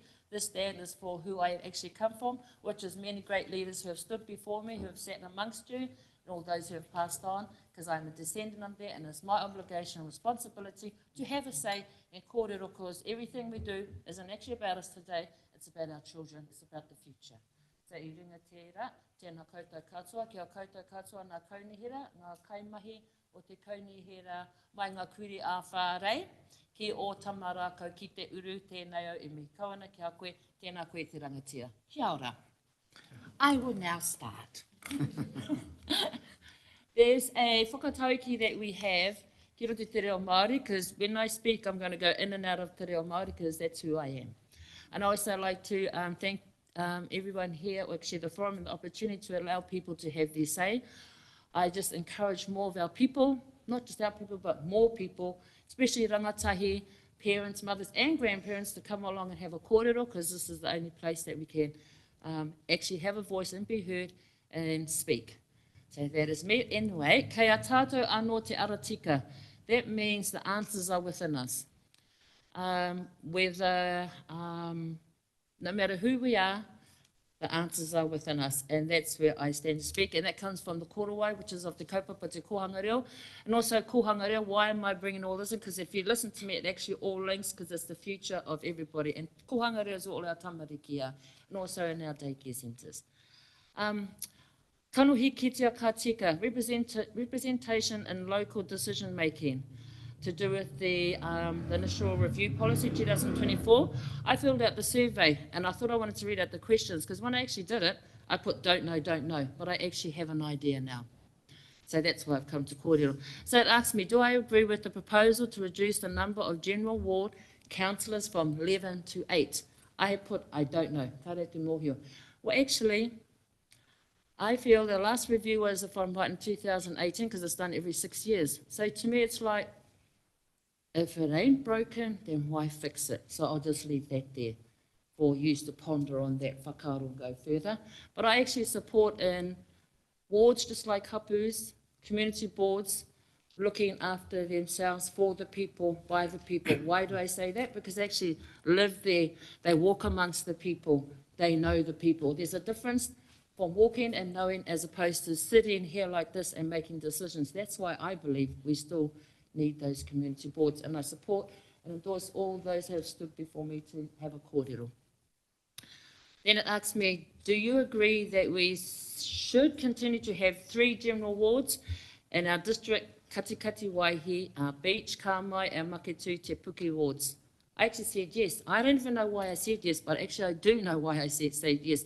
Because these wards, these people, these wards that I've just mentioned, just like yourselves here, they actually have the right to, once, like I said before, care for their own, by their own. Why do I say that? Because once again, they walk amongst them.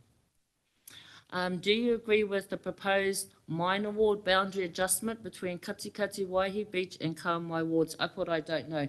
And sorry, there were all the maps and the changing of the maps and the areas there.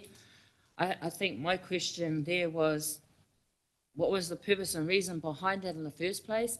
And how does one know where one boundary ends and one boundary starts? When we did that, did we actually go to the hapu, the iwi, the marae, or the community boards themselves and have a hui about it to actually say, this is how it's going to be? So I'll just leave that there. So I actually say that input needs to be by the people, for the people.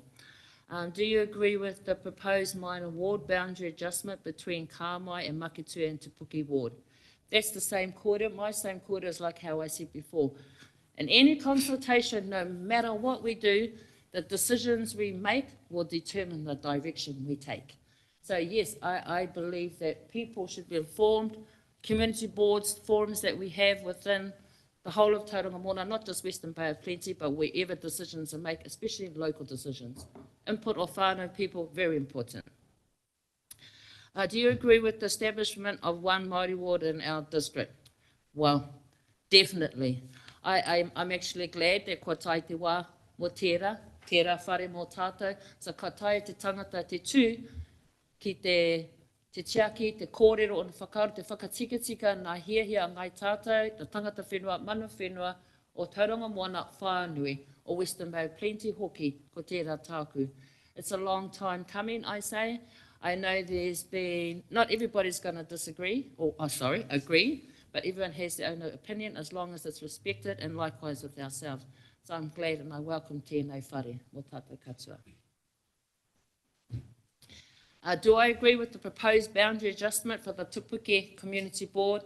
Once again, I said I don't know, but to do with all these boards that I'm going to talk about, I believe that they should have, besides community, a board, have we got representatives of local hapu or iwi sitting on those boards that can actually help work alongside our community boards? And that's that kōrero we all be trying to say, let's work together.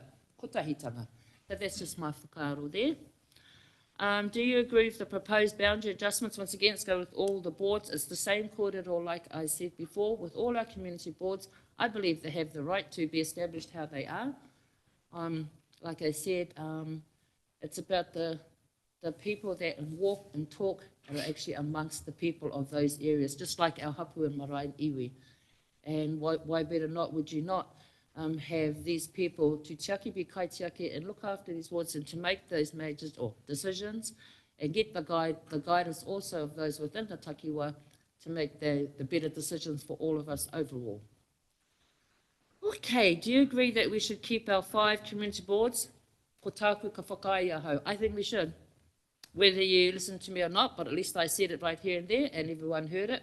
I say stay with the 5 community boards. Because if you can put up a report for the last 6 years as to why not, because I actually haven't seen that, and if it's all got to do with Pūtea, well then that's the wrong answer. Sorry, I'm not going to apologise, so I'm going to carry on. So I know that as of today, there's this whakatauki I'd like to share. It says, kei te whānau hapu iwi, te mana kauenga mo te whakawhiwhi i ngā ratonga, me ngā rawe e mana pai ana he whakapūmau i te whai oranga o te mokopuna. And when I say this, the whānau hapu and iwi, I'm actually talking about the community boards in the same context.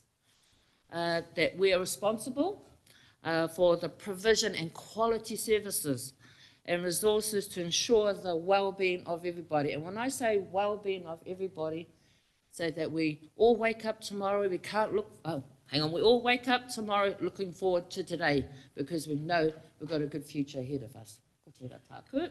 And we've worked together, not in ISO. So my understanding is that we have one mayor. By the way, I looked at your long-term plan for 2024 to 2034. Your fellow's 10-year, just briefly, and I think it's called Māngai. And in there you had, I call it a whare of Manaki, what I think you as the councillors had suggested, maybe this is how it should look for the Western Bay of Plenty. I'm not too sure, I can be corrected later. However, out of that, it was stated that we have one mayor who's elected by Te Takiwa. And then we have 11 councillors as of to date, which are elected by the 3 different general wards. And then we have the 5 community boards, each with 4 members and 2 councillors. 4 members, 2 councillors, and eventually a hapu iwi representative of those community boards would be great. And then we also have our 2 forums, the Te Kahui Mana Whenua o Tauranga Moana, if I'm right, and Te Ihu o Te Waka o Te Arawa. And then when I look at that, I'm thinking, so where is it that we're going wrong? When I say we're going wrong, because when you put something up for review, we seem to think that there's something wrong, or maybe we need to fix something. But I actually think that that's a healthy family. When I say healthy family, because everybody has a part to play, has roles and responsibilities, the workload's delegated, it isn't just put on the one little hapori or committee, pera ia koutou, and everything shared, but not only that, everyone is getting a place to make a decision and speak for themselves and look after themselves, and not only that, also to come for guidance and to work together. So, and then I ended my slideshow. Sorry, I should have showed it, but this was just brief, because taku wā tuatahi, by the way, this is my first time, and it's probably sounding all higgledy-piggledy, but that's all right, because I'm ready for questions after this. And like I said, I stand proud, and I'm proud to be here as who I am. And for my tamariki, my whānau, my hapu, my iwi, and my mokopuna, and the whānau. So I've just got a little photograph of my marae in front of me, and then when I see that these words of tikanga, kawa, mātauranga Māori, kotahitanga, mahitahi, manaaki, aroha, tātou e, akoranga, huarahi ahau, anga whakamua, hoki whakamuri, tūtika, tūteitei. I te mutinga, hei oranga, mo tātou kata, mā tō tātou iwi pera i tō kōrero for our people, and ko tēnei taku kōrero for our people, and our people is tātou katoa. Nō reira, I ringi tērā, ka mutu ahau o taku kōrero. Nō reira, tēnā koutou, tēnā tātou katoa. Finish, ka huri. Thank you, Kura. Appreciate your kōrero there. I just will want to clarify one thing for you. So we do a representation review every 6 years, and that's demanded by legislation. So it's not necessarily because we think there's something wrong. Right. We're always looking for ways to improve representation. So that's what the process we're going through to try to find out from you and others if there's a better way of doing things. So that's our kaupapa for this. So any other questions for Kura? Margaret. I wished you had had your buzzer on when you did your introduction, because we've lost all that. And being as ignorant as I am, I keep meeting people who can speak 2 or 3 languages, and I can only speak 1, so forgive me. But tell me, the Māori forums, how successfully are they working, and why don't I see you there? Kia ora pātaipa. Oh, that's a good question. So, how successfully are they working? Well, I've attended a few, but I sit in the background because I actually support, because we already have a representative, if I'm right, from Waitama Rāwaho, or if not, we're actually looking for one. So I've actually put my name down. But the good I see about that, the painga, is that we all get to sit at the table together and discuss and kōrero and share ideas and move along together, not separately, with great understanding. And it's actually a time for sharing amongst each other and understanding who we are. Not only just who we are, but also that, most important, that relationship and whakawhanaunatanga amongst us all. Thank you. Alan. Yeah, thank you. You've presented very well in that question about why don't we see more of you? Well, hopefully we do. I'm interested in your idea of how we have people, representatives on community boards, as to how do you see them being placed on community boards? Is it something that they should be elected, or is it something that they should be actually just nominated and placed? I feel once again, I don't like to encroach into other boundaries because it's like going to somebody else's house because I don't live there, but I know of all the people. But I believe that kei te poari tera, that each board, amongst themselves, the community boards, I would say that they already have a great understanding, a good relationship within their own boards and within their own community. And there I would say people will be nominated by the rohe, by the actual wāhi, the community board. Okay. John. Yeah, perhaps just following on from that then, you've talked, I think I've heard you correctly, you don't support a Maori ward for councillors, but you do support Maori representatives on community boards. I'm just interested in if I've got it wrong, or why there's a different approach to the two bodies. So if I cause a confusion, I actually do support Māori wards. Okay, Yes. so I've got it wrong. Okay, Yes, I misunderstood you. definitely. Sorry, thank you. It's been a long day. Okay, right. Any other questions for Kura? No? Okay, well, thank you very much. Appreciate your time and thanks for coming in. Next up, we have Darlene. So Darlene, would you like to make your way to the front?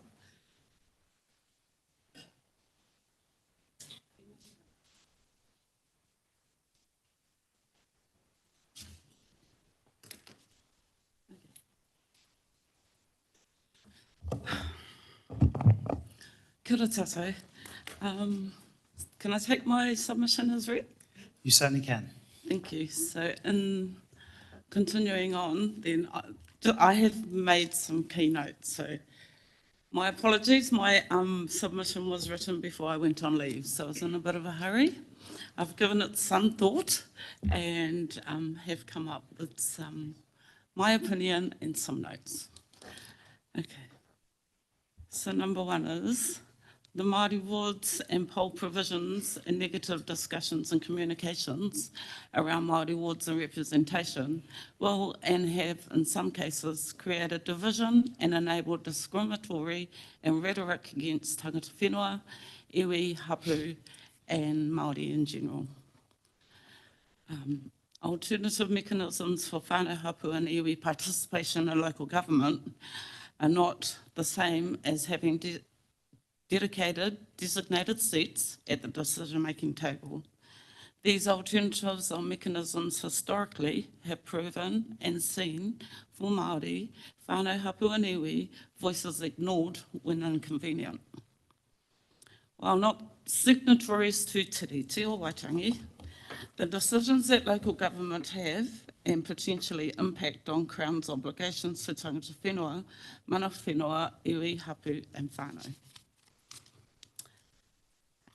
For iwi, our continued expression of dissatisfaction of Council's decisions to implement and prioritise the political agenda over desires or wāwata of Māori and actions of iwi for dedication and representation on local government and territorial authorities.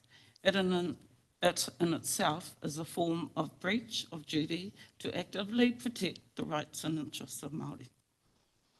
Drawing attention to existing provisions for representation reviews, and I'm talking the Māori Representation Review Act of 2021, Sections 19H and 19I of Local Government Act 2021, that Council consider the approach set out in these provisions, and in particular, better achieve the balance required and referred by local government policy documents, enabling public, including tangata whenua, mana whenua, iwi, hapu, to have input in the whole of representative arrangements with the territorial area,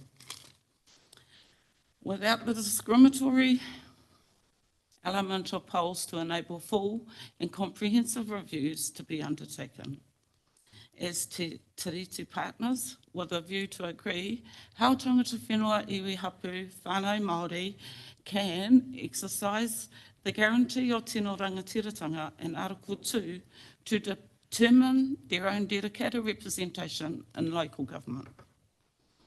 I understand Western Bay Plenty District Council does and have exceptions from compliance under section 19V3 has previously been upheld on a determination by Local Government Commission under section 19V6.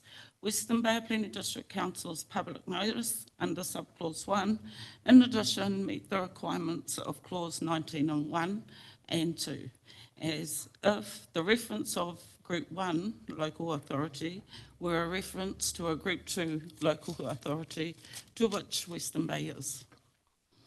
Our district spans across the waka districts of Takitimu and Te Arawa. I support Māori wards. I support also that we consider there be more than one. And in particular, Māori ward members on council. This, of course, is dependent on how many other councillors council will have. In reference to community boards, I appreciate the work you all do. I hope you appreciate that I stand for more than one Māori ward. And the cost-saving costs of ratepayers will vary depending on if an area has a community board and the size of the ratepayer base in that area. Criteria to seat that section 3 is the key, the ability of elected members to represent the interest and reconcile the conflicts of all its community members. In reference to Māori representation, that for Māori to exercise and be able to exercise the option of Māori option. And in respect, I'm talking to the age group, and I know it's an electoral commission issue, but it affects us all in terms of the 17-year-olds in section 82.2. Section 78 process for an effective exercise of the Māori option, namely reference section 7.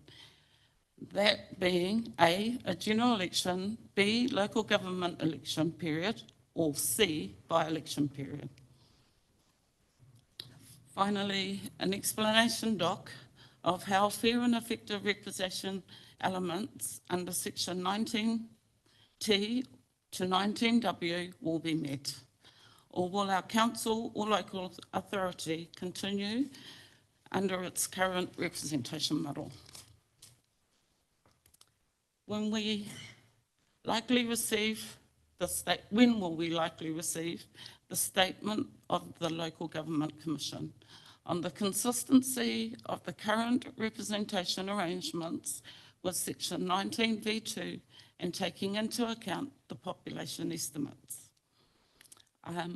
Just like to refer to the map on in the document, in the submission documents, and the statistical numbers. I note that there are high numbers in the general roll, but what the statistics don't tell us is how many Māori are enrolled on their general election. Therefore, will be in support of more than one Māori ward.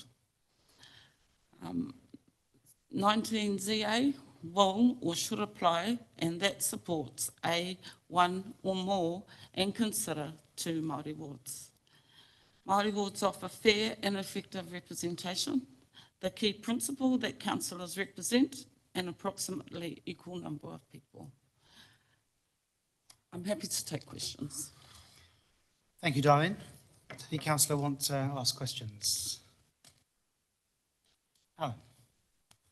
Yeah, my question basically is just purely to one word and trying to make sure that we get a definition as to how you interpret it, and that's basically to do with and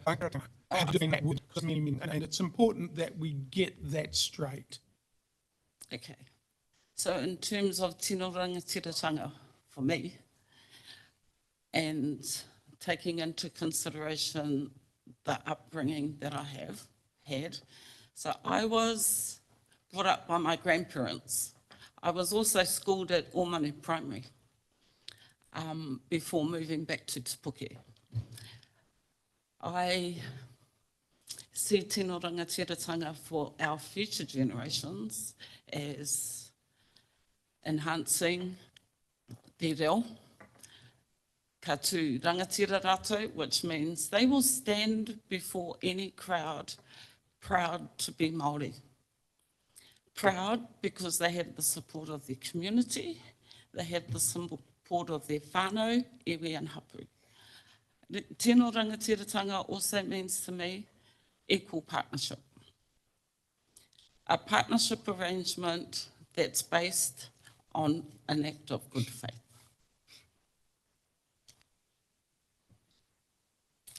Thank you. Can't see any further questions, so thank you very much, Darlene. Appreciate your time.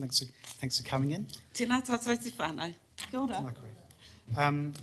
Okay, so next up I have Rogers.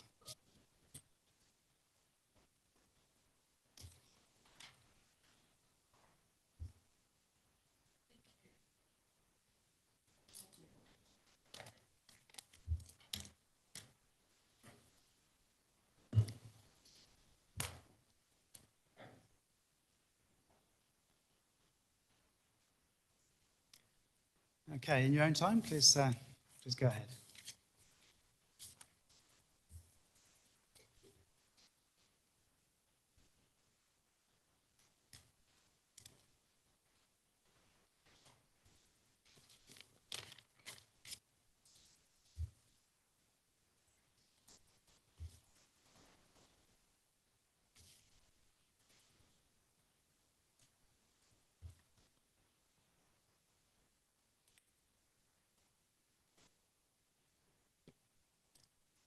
Good afternoon. Mr Mayor, Deputy Mayor and councillors.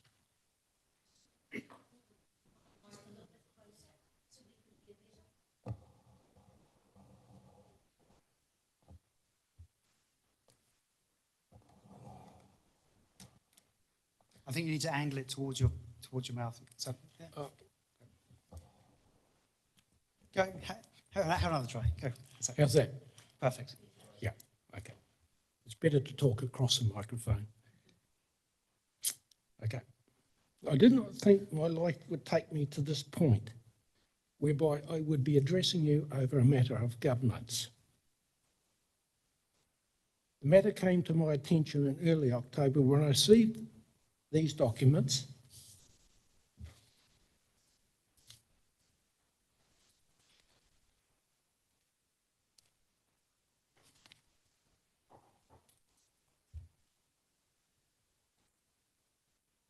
from council. Bits of paper and good. Regretfully, I've never got up to play with this topic. It's really just too short a time to do so. In summary, a resolution was made a month before the 2023 general election. I do not know whether that resolution was unanimous. Unfortunately, too late in the play to create Maori Ward councillor seat. The origin of this is unknown, but the 10th of October meeting, it was cleared not as an instruction from the Honourable Namaia Mahuta, then Labour Minister for Local Bodies.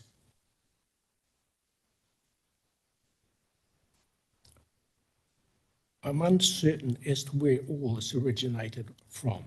That's my point.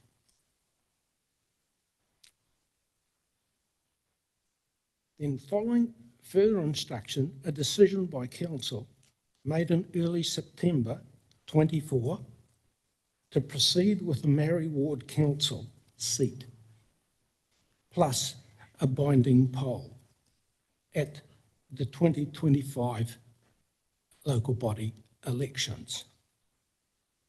And here we are. This is the reason I'm here. I am against this position. It is divisive and unnecessary, in my opinion. Where did the system break down for this change? Wards have good Maori representation. That makes me think it is council that has led the change. No clear method on how this will work suggests it has not been thought through. The Maori Ward Councillor can address, represent only those on the Maori roll. That is my understanding.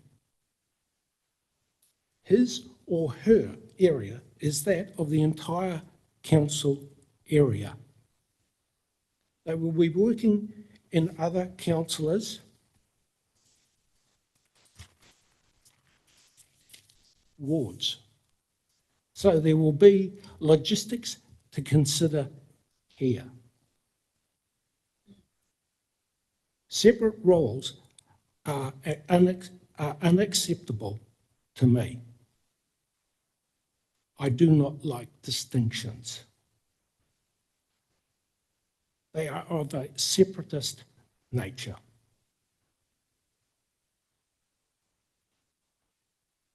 I try not to see race or creed, just people.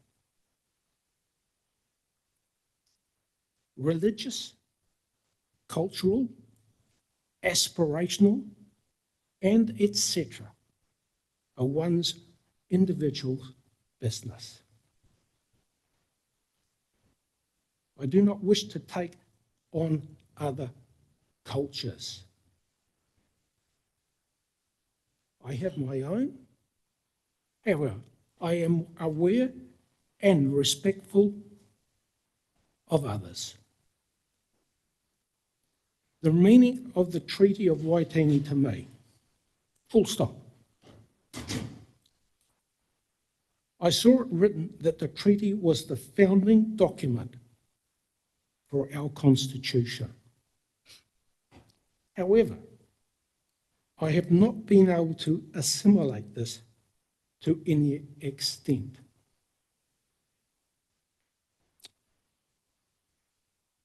Just along the road is where I was born.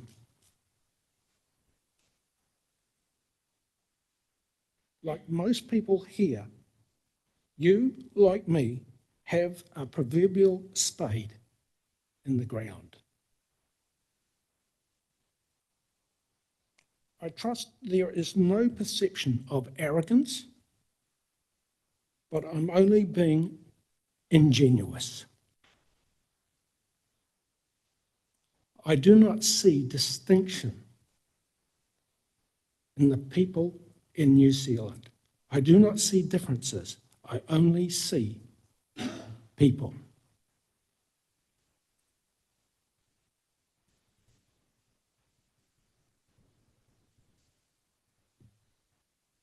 I've made my hearing short.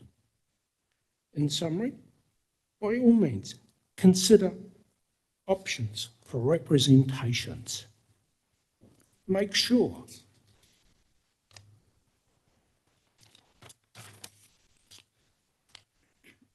the system is broken first before going forward. I am reminded by a recent appeal court case by iwi against the council over a water resource consent. A Chinese New Zealand company would ship plastic bottles to New Zealand, cordial in the bottom, and fill and ship back to China, and so on. This was an appeal by the iwi. The evidence by the iwi was to suggest that plastic bottles were problematic. They were sent here and shipped back. The case was dismissed. I'm puzzled as to the purpose of this appeal. Respectfully, I will continue my view that change to a Maori ward council seat is unnecessary. It is awkward to vote on a seat at the time the seat is filled in 2025. I'm done, Mr. Mayor. Any questions? Thank you, Robert. I appreciate your thoughtful submission and for your time today. So are there any questions for Robert on what he said? Margaret. Sir, are you in favour of Māori wards where we, Māori forums where we meet with Māori and understand the issues that they are having? Absolutely. I said I respect individual sensitivities and the right to get together and express those, and what your views, no problems. Grant.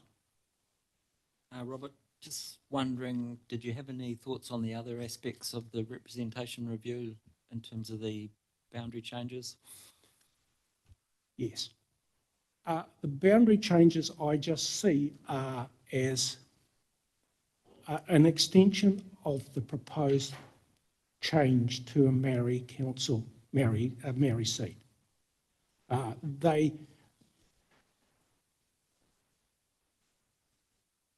They happen because of that. Now, I personally, I have an interest in Te Poki. I grew up there, and I'm quite happy to pay towards the Te Poki community, make the Te Poki community charge. Quite happy to.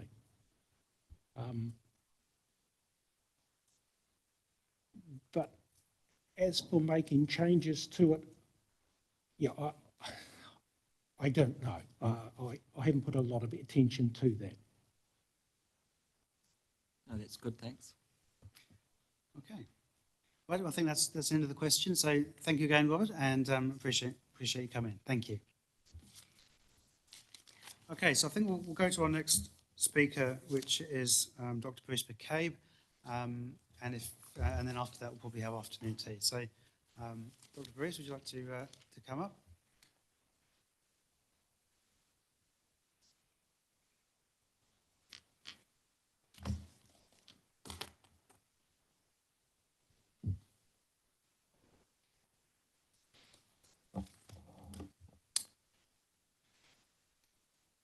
Mayor and councillors, thank you for allowing this submission today. This submission focuses on the dominant aspect of this representation review, namely the proposed establishment of a Maori ward and the consequent effects of this, which include the reduction in the number of general ward councillors by 3, changes in the general ward boundaries, and the adverse effects on representation for general ward residents. Firstly, let's consider the myth promulgated by proponents of Maori wards that, in quote, there is a legal requirement for the establishment of Maori wards in the Local Government Act 2002. This misrepresentation was made numerous times by attendees and staff at the public consultation meeting held on the 8th of October this year. Section 4 of the Act requires Council to maintain and improve opportunities for Maori to contribute to local government decision-making processes. Section 41D of the Act states, a local authority should provide opportunities for Maori to contribute to its decision-making processes. Nowhere in the Act is there a requirement to establish a Maori ward or for Maori to be one of the decision makers or having an equal or final say, despite being the third most populous ethnic group behind whites and Indians in New Zealand. In addition to the ways that all residents are able to have input into council decision making, such as submitting at council and committee meetings and meeting with the mayor and councillors, Maori also already have input into council decision-making through the 2 Maori fora that meet regularly with council throughout the year. So council is already meeting its obligations to Maori under the Act. Secondly, let's consider section 12.4 of the Act that requires that a territorial authority must exercise its powers wholly or principally for the benefit of the district.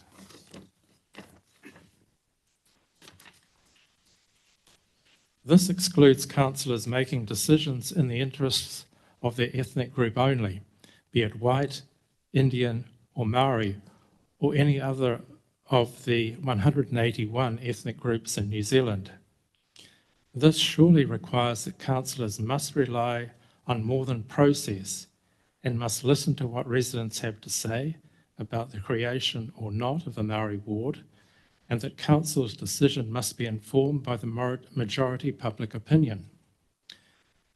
It is only in this way that it is a decision in the overall benefit of the community will be achieved.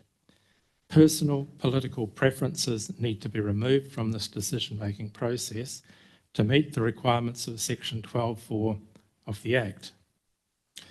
This representation review appears to be no more than social engineering underpinned by the misinterpretation and misrepresentation of the results of a biased pre-engagement survey, deliberate falsehoods about the Act that requires, and the personal political preferences of staff and some councillors in order to foist a Maori ward on our community against its will.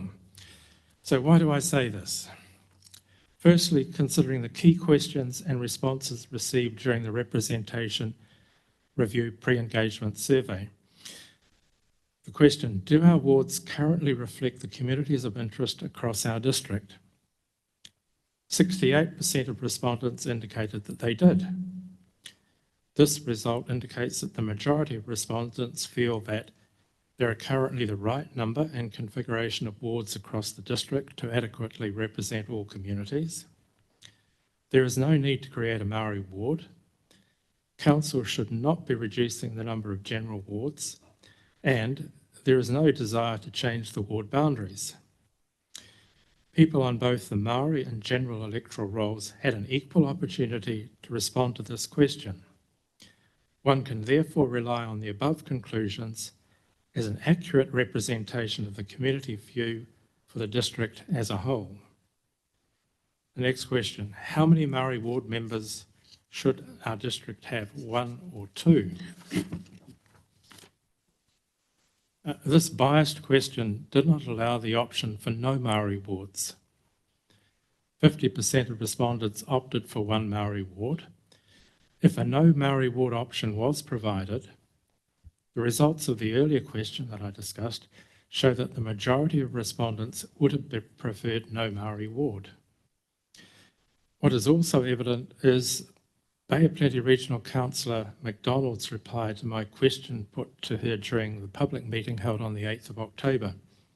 Question, would 1 Maori councillor be sufficient to adequately represent people in a Maori ward if established in Western Bay? Her answer was yes. Based on her experience as a councillor representing a ward covering the whole of the Western Bay, there's no legitimate reason for more than 1 Maori ward to be considered. And third question, do you have any other ideas you would like to share about general wards and Maori wards in our district? Responses show that twice the number of respondents do not support Maori wards as do. This is consistent with responses to question 1 that I've discussed above, that supported no changes to the existing wards as they already adequately reflect communities of interest in the district.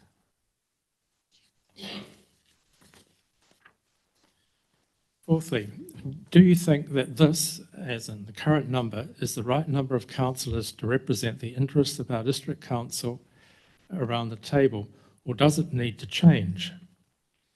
64% of respondents thought we currently had the right number of councillors. This shows that we currently have the right number of councillors and that there is no pressing desire or need to increase or decrease their number or introduce a Maori ward councillor. So in summary, the current wards adequately reflect the communities of interest across the district. We're not constrained to decide between 1 or 2 Maori wards across the district. The majority of respondents did not support the formation of a Maori ward, and this is consistent with the results of the 2017 referendum, when 78% of respondents did not support the formation of a Maori ward, and the results of a poll of adults in the Western Bay of Plenty undertaken by Courier Market Research in July 2024, and I understand these results were presented to Council, which showed that 46% of respondents opposed the formation of a Maori ward, 33% supported it, and 21% were unsure. So we have the right number of councillors to represent the interests of our district. The council officers have ignored and misrepresented the results of this pre-engagement survey and have also ignored the results of the referendum in 2017 and polling in 2024 that show majority opposition to the formation of a Maori ward and are instead recommending the formation of 1 Maori ward, the reduction by 3 in the number of general ward councillors as a consequence of the formation of a Maori ward, and the adjustment of general ward boundaries to accommodate those above 2 changes. This undemocratic recommendation does not reflect the will of the people of the district. It gives a huge unjustified benefit to ratepayers on the Maori roll and a huge disadvantage to those on the general roll. There is also no evidence that every person on the Maori roll wants to be represented by a Maori ward. Council has also not meaningfully consulted with residents about how the establishment of a Maori ward and the loss of 3 general ward councillors will affect decision-making for the district as a whole. It's impossible to see how, where Maori politics is driven by tribal self-interest and is increasingly directed by separatist Maori radicals, that another Maori councillor representing a Maori ward will be able to support decision-making in the overall best interests of the district and not solely in the interests of their group. All bar 4 councillors supported the formation of a Maori ward and the consequent changes to the number of councillors and ward boundaries necessary to establish a Maori ward. Councillors that oppose the formation of a Maori ward are Councillors Murray Benge, Coxhead, Granger and Seoul. They should be commended for listening to their constituents and their desire to see democracy prevail. It should be noted that Councillor Seoul is a Maori councillor, excuse the error typo there, Alan, not representing a Maori ward. He is a respected and well-liked member of council. There is no legal requirement to establish a Maori ward. This is a deliberate dishonesty. It is entirely inappropriate and shameful for councillors to pursue social engineering through the formation of a Maori ward at the expense of the democratic representation of all residents and ratepayers. In the interests of democracy, and given there is no legal requirement to establish a Maori ward, it would be appropriate to defer the formation of a Maori ward until the mandatory 2025 referendum has been held. Foisting a Maori ward on the district is only going to create disharmony and harden people's resolve to remove the Maori ward in the mandatory 2025 referendum.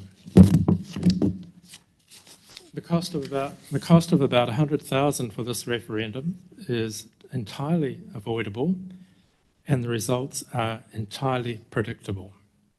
Thank you. Open for questions. Thank you, Dr. McCabe. Andy, I think you had a question. Yeah, just the references to the council officers effectively you're saying misled council. So I'm not sure if you're aware of the process. So my question is, are you aware of the process whereby council staff recommend to councillors is actually based on direction from the elected members themselves? Based on my experience with decision-making with this council in the past, councillors tend to take the recommendations of council staff and run with them. They don't question vigorously, they don't challenge, is my understanding, based on the outcomes. And that is why I made that comment. It's clear that the data in that pre-engagement survey has been misrepresented or misunderstood to come up with the recommendations that you have. Thank you. Murray. Two questions. Oh, sorry, Margaret, Murray, I said. Oh, sorry. To your summary trade, I think we've had some quite strong feedback this morning about the proposals to reduce Katikati and Te Puke and community board areas. And I note your comment about enlarging. And so my question to you is, do you think that the Mokoroa Community Board boundary should be extended to reflect that hinterland, say from Wainui River in the north to Puna River in the south, and up a wedge up into the Kaimais so Pahoia and Villas Point that do feed into Mokoroa as their centre of interest? Yeah, that's an interesting discussion, Murray. Mokoroa, like Katikati, provides services to the surrounding rural area and beyond. A lot of people holiday in Mokoroa. It's used extensively for launching boats, both locally and from further afield. You've actually put in a destination playground, and presumably a destination playground is designed more than just Mokoroa residents, but also other people in the district will come to enjoy that. You've invested a lot of money in cycleways, which draw people into Mokoroa and utilise the services there.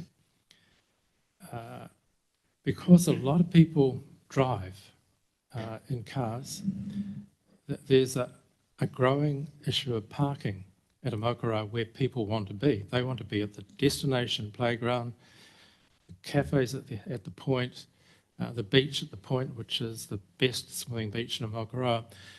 So something's going to have to be done there to make this place more usable for the increasing number of people that are using it.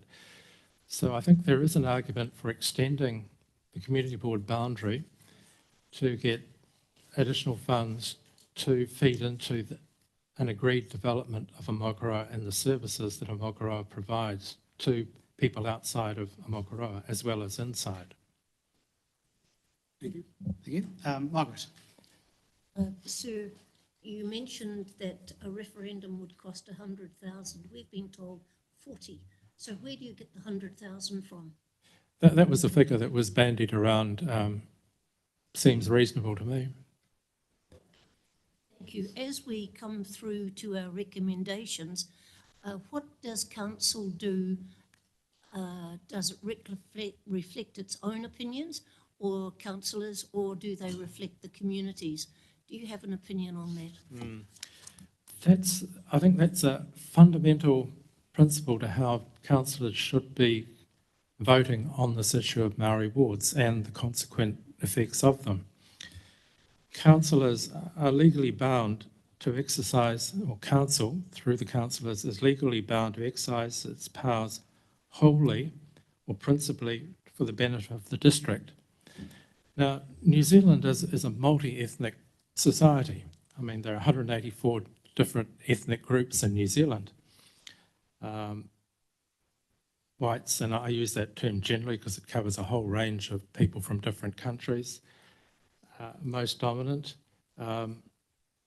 India, the next most numerous number of people in New Zealand. then Maoris, then we go down the list. Now, no one ethnic group has a license or a hold on being disadvantaged. I think it's councillors' responsibility to make their decision in the best interest of all of those groups in the district, not just one of them, and it's their job to represent all of those different groups when coming to a decision. Now, if you put a councillor in council who's only going to represent those that vote for them on the Maori ward, in other words, on the Maori electoral roll, then I can't see how they're going to be able to vote or make decisions or contribute to decisions in the best interest of the whole community, because their voting base is going to be pushing them to represent their whatever it is that they want. And, you know, I've got personal experience with a regional councillor who is of Maori descent. I went to university with him, you know, did similar courses to him.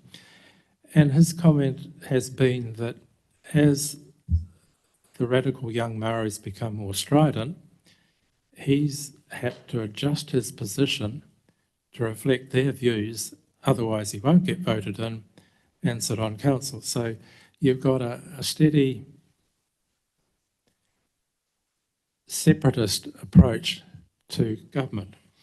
So when it comes to voting on this issue, I think it's councillors really need to put aside their personal politics and consider what's in the best interests of the whole district. And what I've seen so far doesn't reflect that. If I could comment on Councillor Scrimgeour's comment during that special general meeting, special council meeting where a vote was made to establish Maori wards, you made the comment that there was a legal requirement to consider Maori wards. There is no such requirement. To me, that's deliberate dishonesty to try and further a woke cause. Now, Councillor Joyce, you, as part of your electoral platform, put your hand up and said, I support Maori wards. And I respect you for that. But in your role as a councillor voting on this issue, you have to put your personal political opinions to one side and say, what's best for this whole community, and vote accordingly. And what I'm saying is voting for separatist politics is not best for this whole community. And Councillor Thwaites. Okay, I think we better bring it back a little bit. The point I'm trying to make, Mr. Mayor, is that people are voting on their personal preferences rather than in the interest. Okay, so look, I will say that we all take all round the table, and any future Māori ward councillor would do the same, is take the same oath as everyone, which is to do the best for the district. And it is my experience and expectation of councillors that someone from Katikati will make the best decisions for Te Puke and vice versa. And it's my experience that we have worked quite well around the table in that regard, but each councillor brings particular knowledge of their own area, and that is where the value is added. I did want to ask my own question of you, Dr. Bruce, and putting the Māori ward question aside, I just want to ask a theoretical more question for you really, is how do you see councillors working to accommodate the tyranny of the majority? You'll be familiar with that term, I'm sure. So that it's probably not wise just to go with a democratic majority in all cases. It's, you know, obviously you have to bear that in mind, but in terms of the tyranny of the majority, that's something that we have to wrestle with, and how minorities are accommodated within that. But I'm interested in your views on that. Okay, in answering that question, I think you need to consider the views of all of the minorities that we have in our community, not just one or two, and trying to come to a balanced decision as to, and District Council is essentially providing services for ratepayers. You know, the three waters, roading, playgrounds, those sorts of things. And those services mean the same thing to all people. So your decision should be guided, I think, so that you provide those services to the benefit of the whole community in the district. Okay, thank you very much. I think, oh, I should have come more. So Alan, I've got, and then Grant, and then I think we'll wrap this one up. Thank you, Bruce, because I quite enjoyed listening to your submission as well, and your view on the Omokoroa thing, where you live, and about those boundaries from Murray's question. But I have a couple basically for you, and I'll just put it simply, and without trying to put words in your mouth, but I guess getting the answer from you, are you basically saying if it ain't broke, don't fix it? And the other one would be, as there is no requirement legally to actually have a Maori ward, there is only a requirement to consider. If we have and move with Maori wards, and following on from your conversation just previously again, would you see it being a situation where we would be perhaps, or would be setting a precedent that we should be having a ward for Indian or Asian descent people and others, and other areas in that way? So if it ain't fixed, don't fix it. Is that fair? And do you see it as some sort of precedent because we don't have a legal requirement to have a Maori ward? We have a responsibility to make sure they're considered in decision making. I do want to just cut in there, because there is no ability to have, say, an Indian council law. It's a because there's no Indian electoral roll, so there is no ability on that. But if I, I'm happy to let Bruce answer, but I just want to clarify that point. Yeah, I take it in part that was a theoretical question.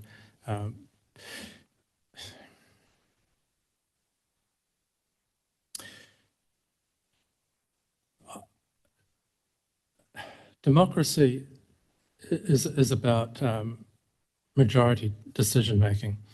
The opposite is very well shown in countries like Russia and China, where a small minority has an overwhelming influence on decision making.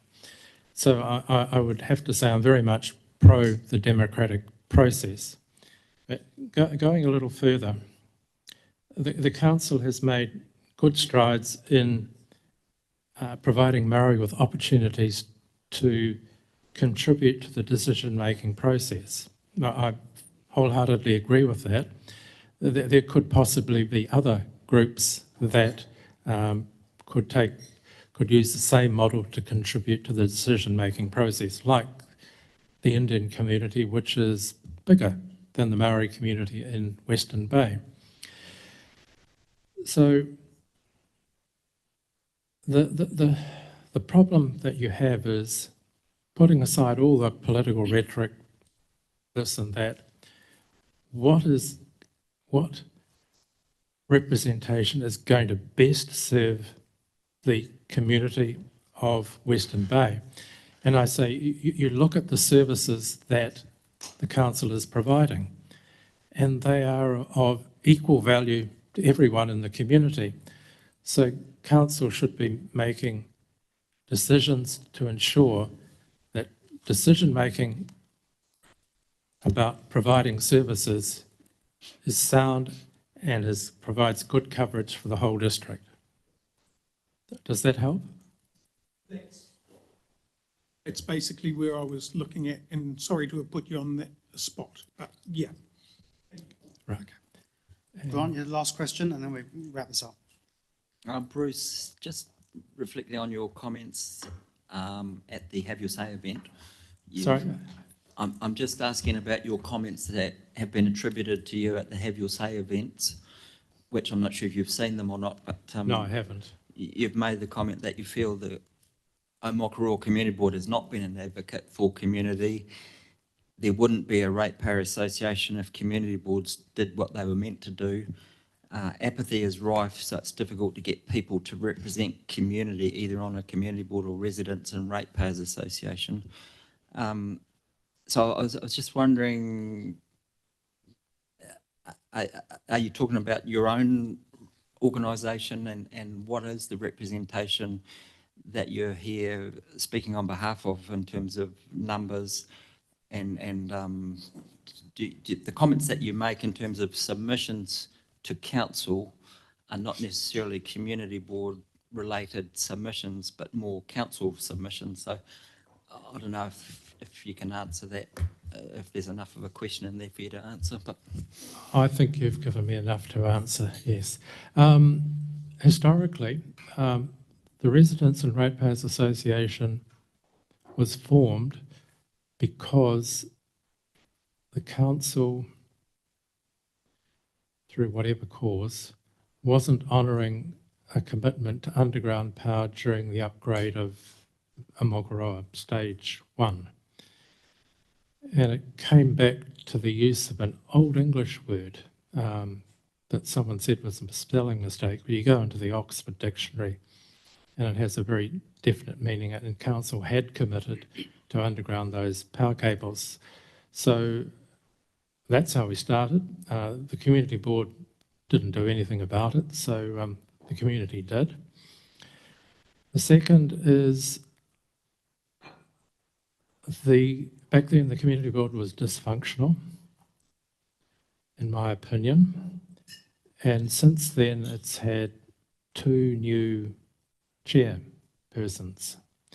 So we'll wait and see how the new chairperson performs in his role to get the community board to be a representative of the community. I mean, if they did that well, I could retire. And I would hope that they would do it well. And Chris Deaver seems to talk the talk that's necessary to do that. So we'll wait and see. We'll push him along. And hopefully he does get the community board representing the community at council level. Now, there was another part to that question too, wasn't there?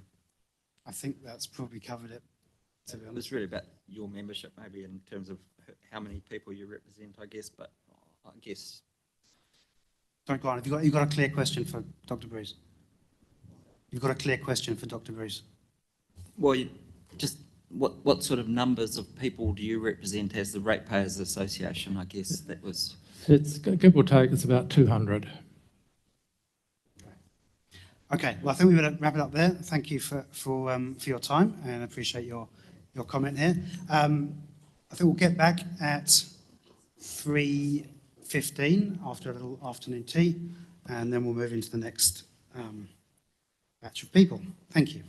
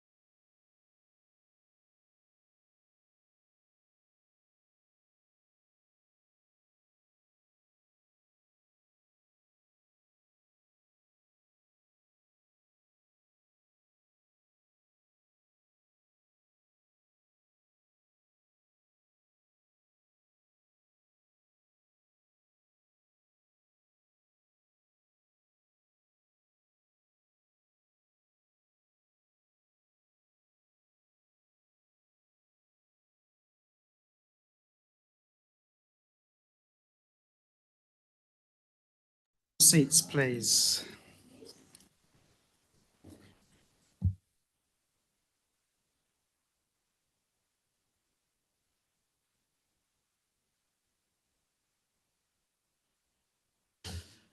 Okay, so I hope everyone's refreshed after their afternoon tea. Our first person up in this latest session is Julie Shepherd. So if you'd like to come to the front, please.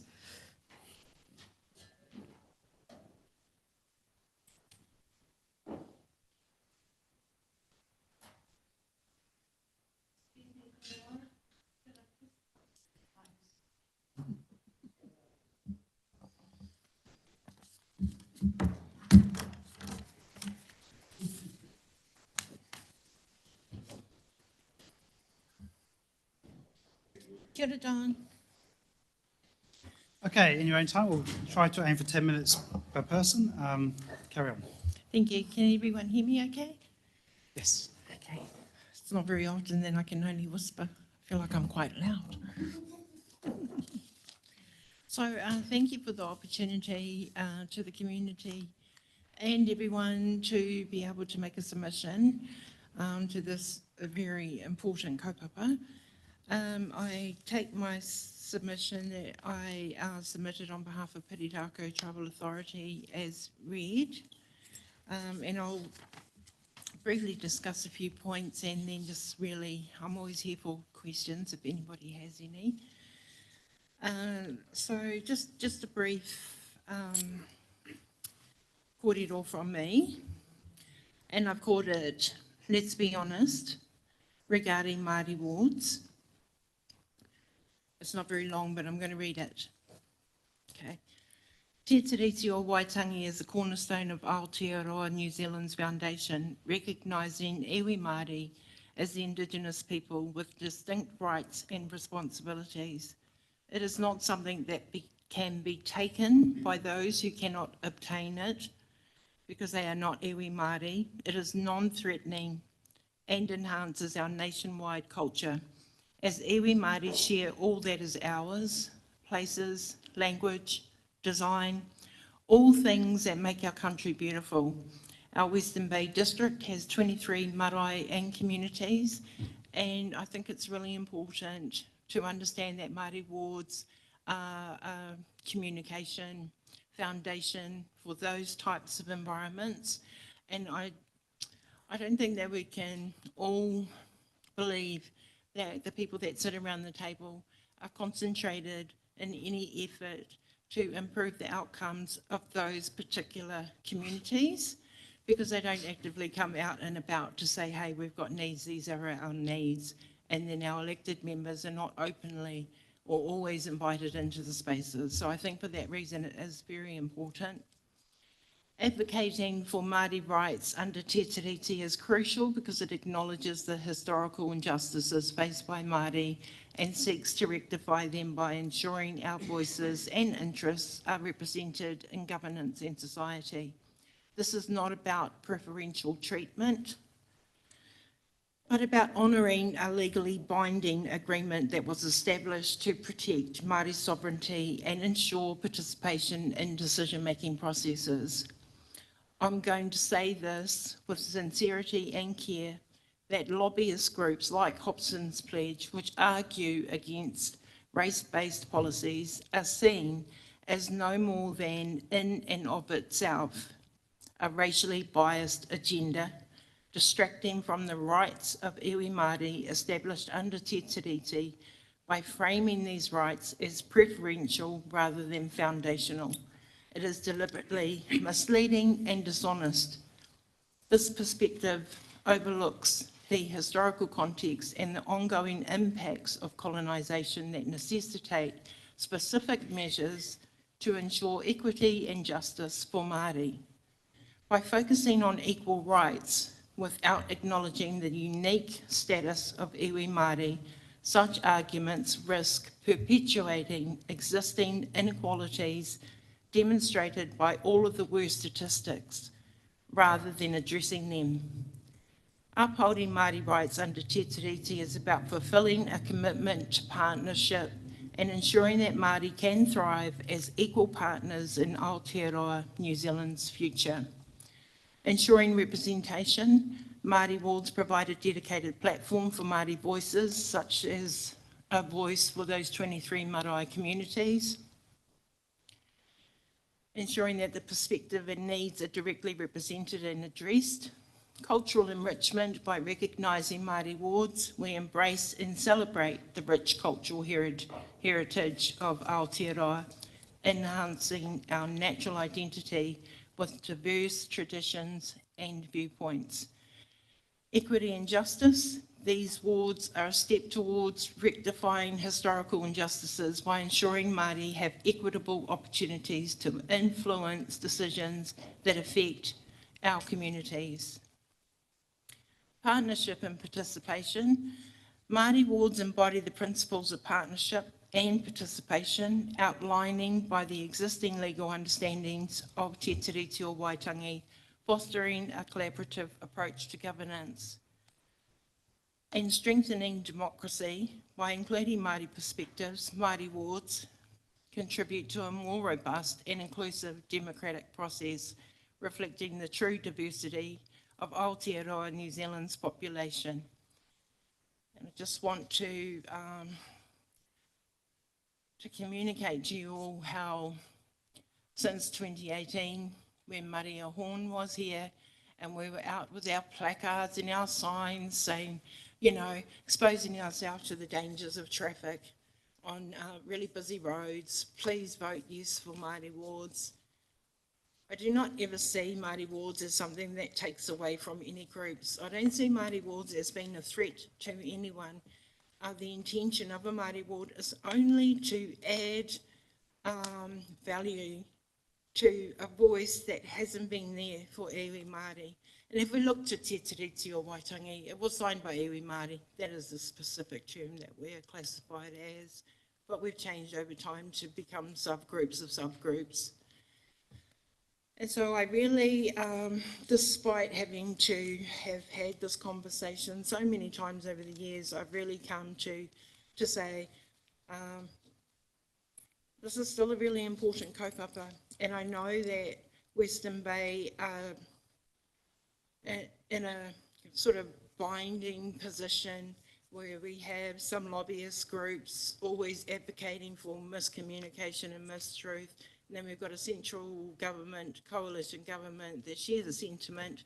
And really it's exhausting to tangata whenua. I don't know how we continue to keep having the same conversation, but we will, and we do. And I'm just really grateful to the members of council who have advocated for Māori wards. And we look forward to the times ahead, because times are changing and the youth of this country are thinking different things. It is quite exciting to think about. Māori are going to cede sovereignty, it will never happen. So I'm here if you have any questions, and just one more question, one more comment from me regarding the community boards. You may all know that I am highly involved with Pirirako, have been for a long time. Pirirako hapu, a hapu of Ngāti Ranginui, have a very large and expansive, still majorly rural rohe or area. We're seeing developers en masse coming in, purchasing land, and so we really want to be at the table to make sure that we're in the position to protect the natural biodiversity of what we have before it is completely lost to urbanisation, because we are the meat in the sandwich of Omokoroa and Bethlehem. And so it's just really important that Pirirako continue in the pursuit of having that voice, because we don't need a, while we are hopeful for Māori wards and for that strengthening and a depth in the representation and the ability of that, Pirirako are traditionally known as unsurrendered rebels, and so we will always advocate and fight for the beliefs of our ancestors, the beliefs of our current people, and for the future of our future generations, which are not in our imagination. They're here right now. They're our kids and our rangatahi. So, and they're all coming up and through too. But I'm happy to take any, sorry, just back to the community boards because I'm so passionate and get so quickly distracted. Around the community boards, I mean, you know, the Pirirako Rohe is a very large rohe, yet we only have a Omokoro Community Board. And speaking with Murray, he will be able to confirm that I've started heading out into the community groups. We're doing work to establish care groups because actually we recognise the efforts of everyone. We know that voluntary contributions are really important and that's how we get environmental improvement. So we're all Pirirako heading in that way and into those spaces. But community boards, we don't really have any participation in. Murray says, well, you know, they're open to anyone, you can come along. But for Pirirako, talking about that green belt type of conversation, that you'll all be aware that I have been communicating to advocate for a protected rural character zoning for Indigenous biodiversity, the Kaka flight path, But that right there, the green belt, what can the Omokoro Community Board do for us in that regard when they are part and subject to urbanisation?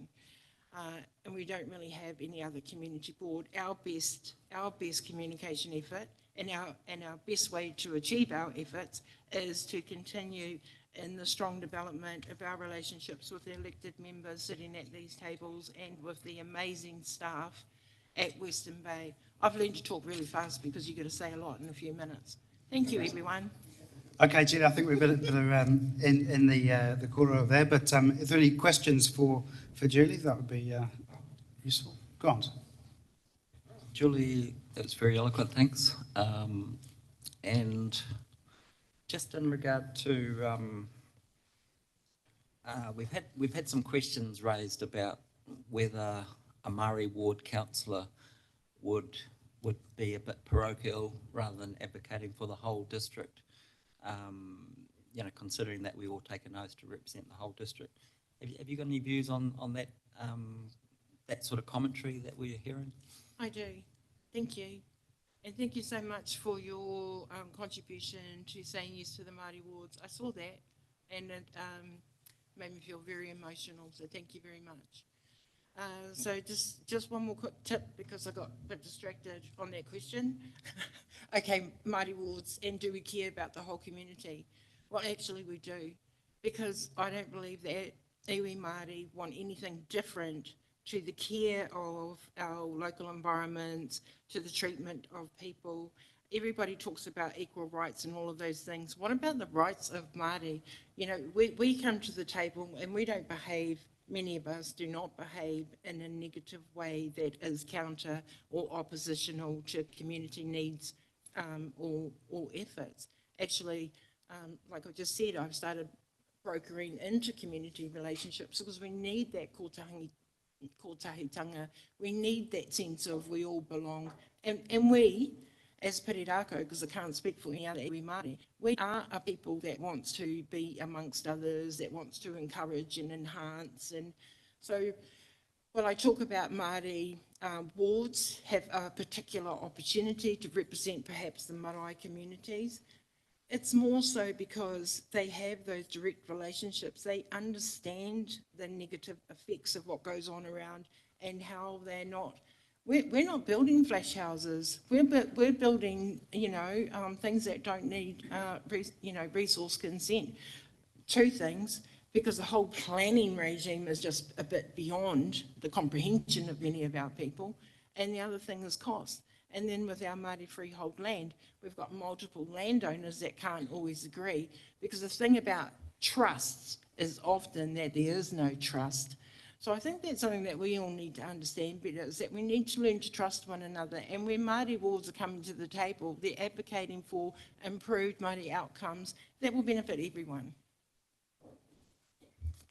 So I hope that answered your question. No, that's good, thanks. Thank you. Okay, I think that's the end of the question. So thank you very much, Julie. Appreciate your time and thanks for coming in. Thank you so much for having me. My pleasure. Thank you. Okay, a couple of people on here, so I think we'll move on to Alan Goodyear, who I see over there. Alan, would you like to make your way to the front? And good to have you with us.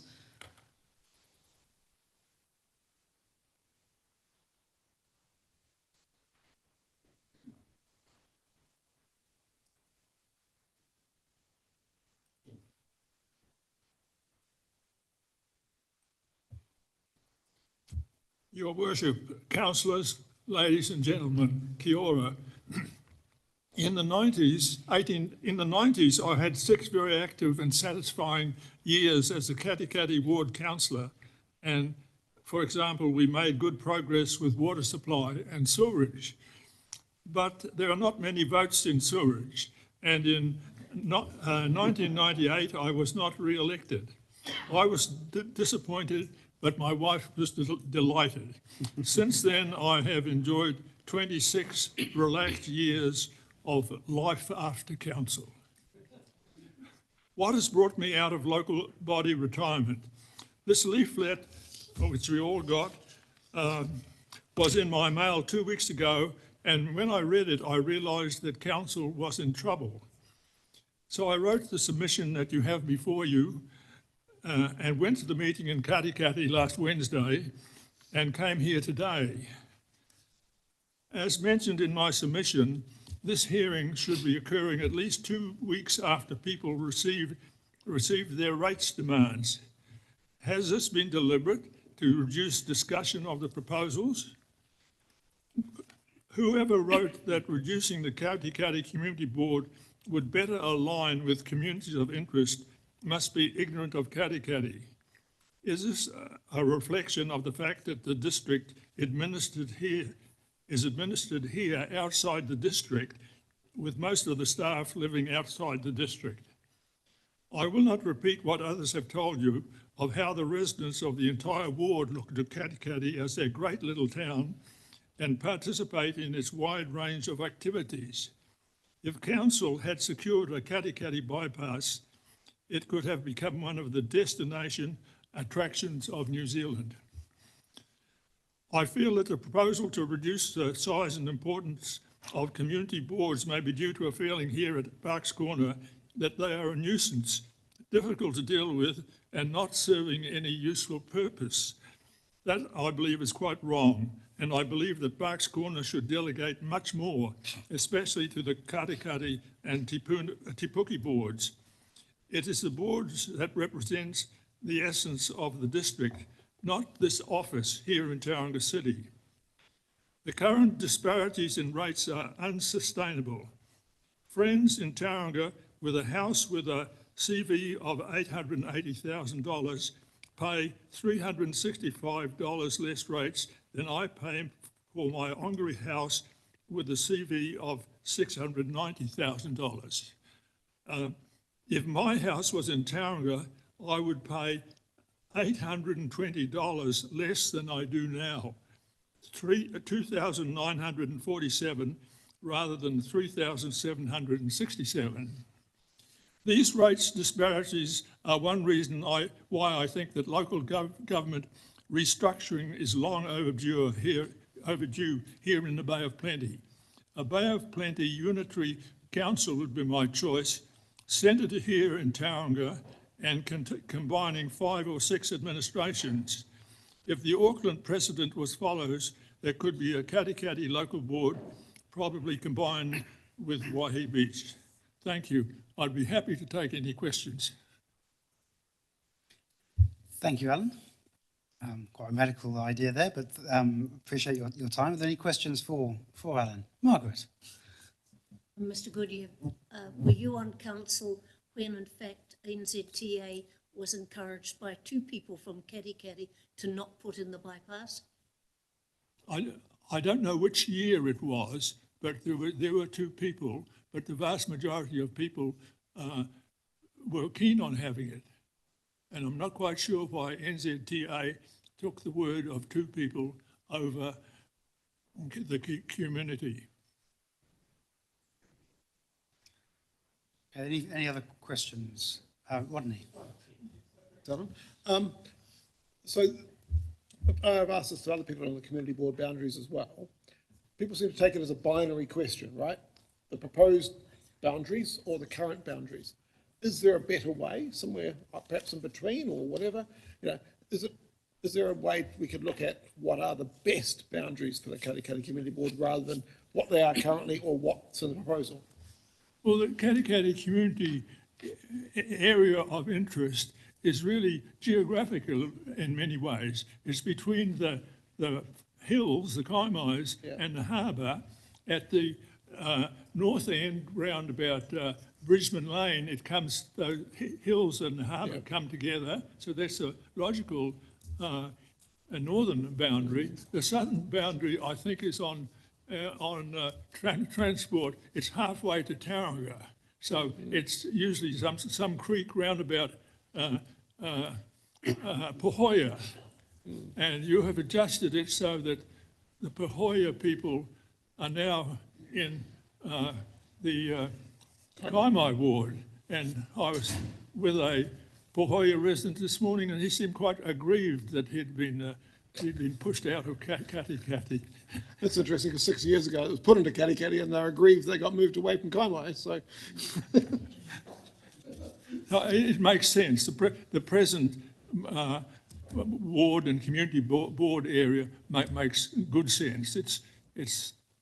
Katikati is lucky it hasn't got other local bodies or anything around them which are sort of taking away people and shoppers and so on. People use the Katikati urban area. We're very lucky. We've got a magnificent health centre, for instance, and in other ways we're a very lucky little community.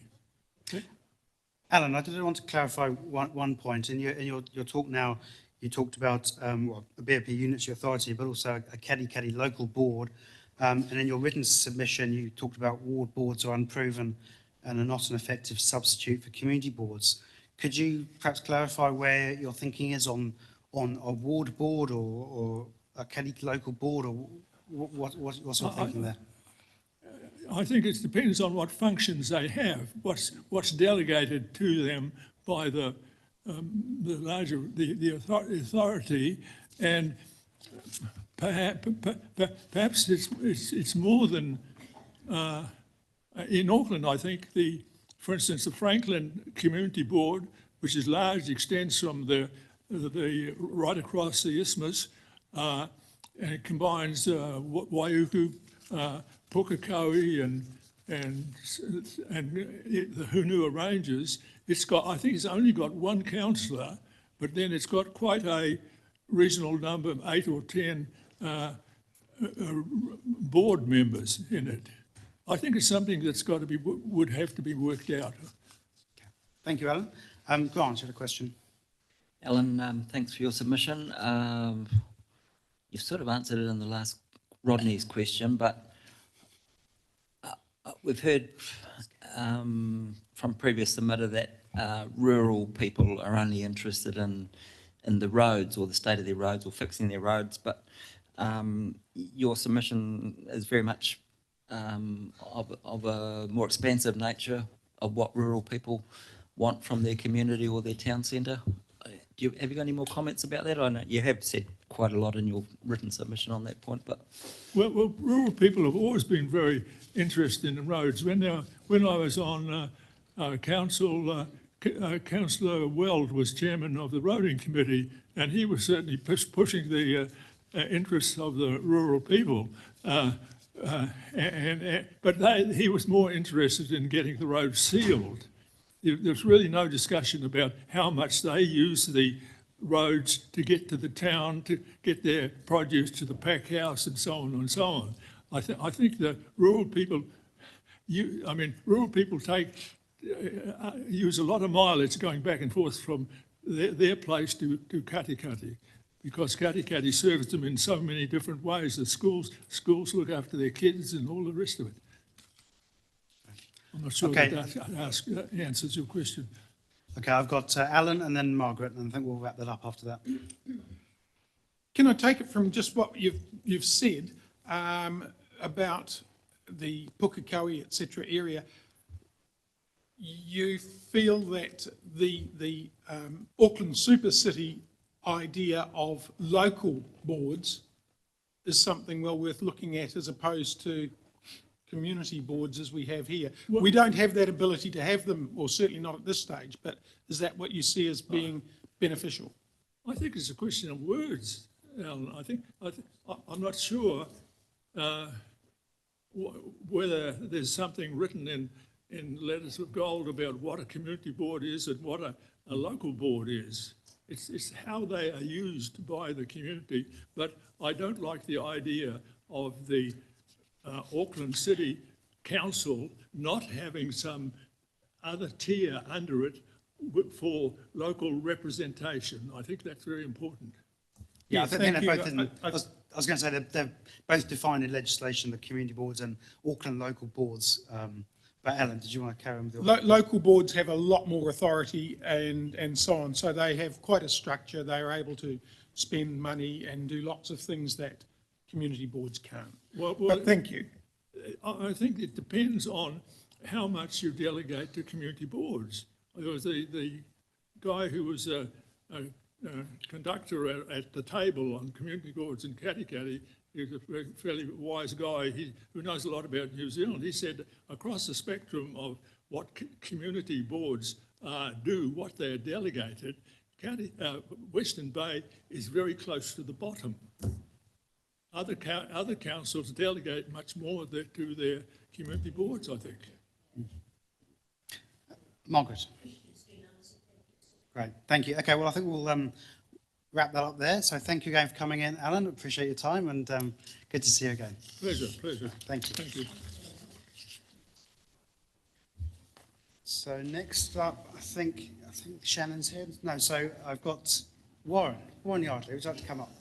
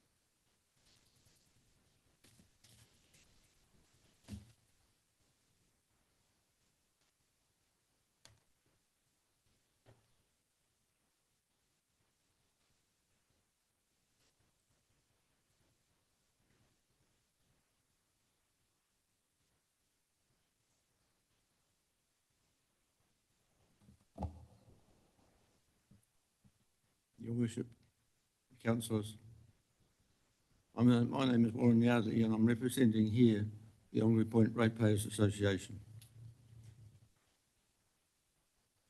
To this proposed change to the boundaries of the community board for the Kerikeri area.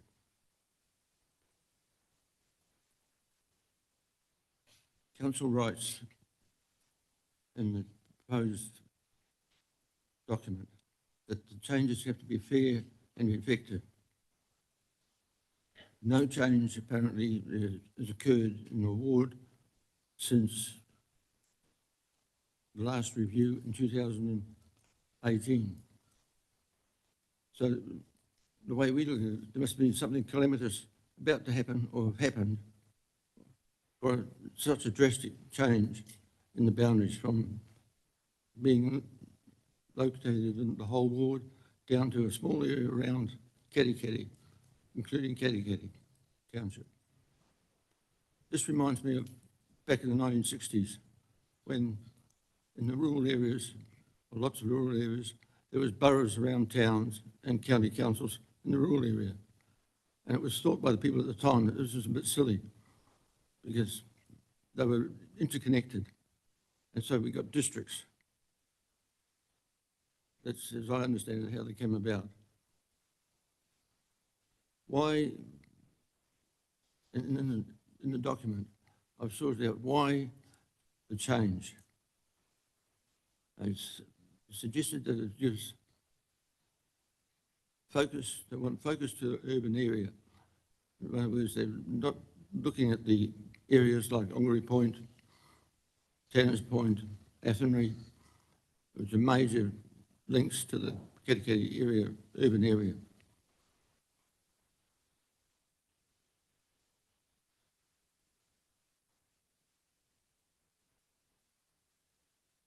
The document says that the council is looking for consistency between the wards.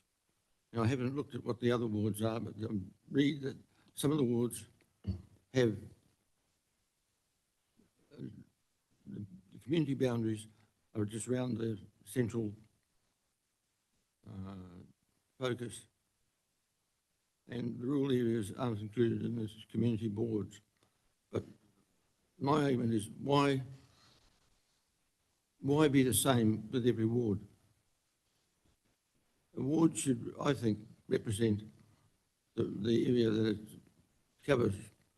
And if you don't have a close relationship with that area, then you might as well have no wards.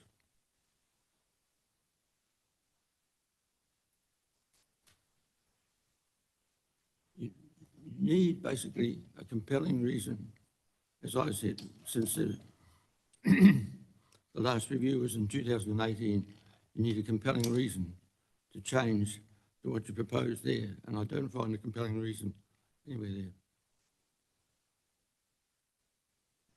In the document that I put in this the submission, I didn't have a relief sought. This was the short time frame and the hurry to get the thing to the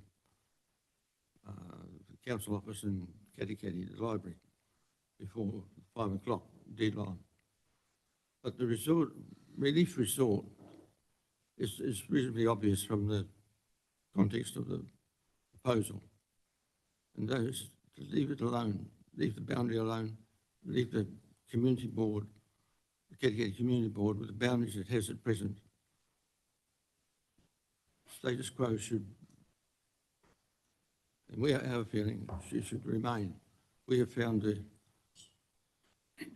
Katikati Community Board be quite helpful in the past, and hopefully will be in the future.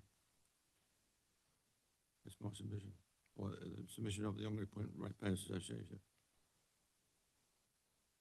Thank you, Warren. Any questions? I've seen Margaret and then Grant. Sir, thank you for your submission.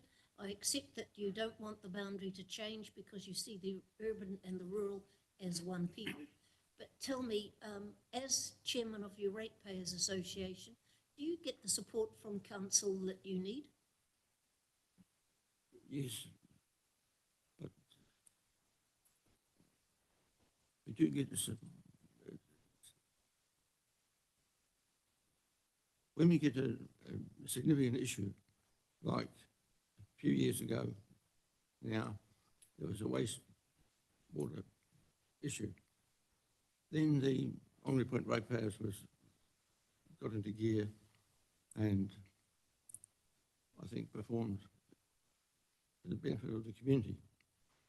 When there's not a significant issue and things are just ticking along, everyone forgets about the Ratepayers Association. And so it's best if it's a community board looking then, checking on what's being proposed in different areas and letting us know if they think there's something significant in change. I wouldn't have seen this representation review if I hadn't had John Clements send me some emails about it and saying that it's important. Okay, Grant.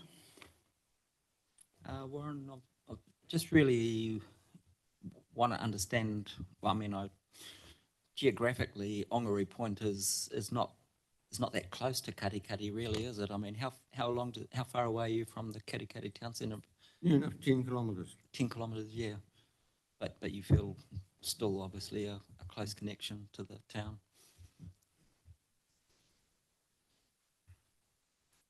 Sorry.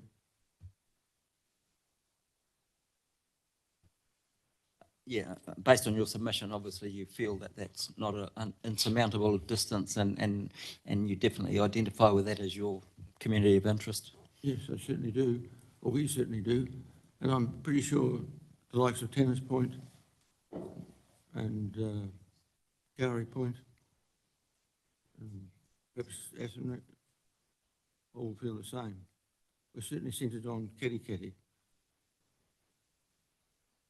Thank you for that. Great. Okay, well, I think that's the end of the questions. So thank you, Warren, for coming in. Appreciate your time. Thank you. Great.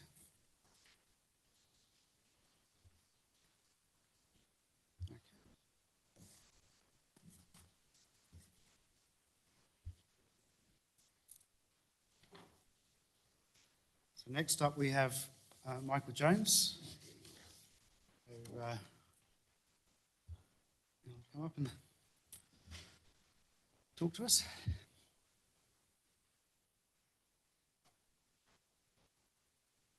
Welcome, Michael. Good to see you. And, Your Worship, Kia ora.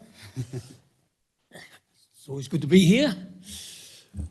I just really here to answer the questions. I gather you've got my my submission there before you, and I was really making clearly 2 points about community boards. One is that the area of that you're proposing for Te Puke is very much reduced.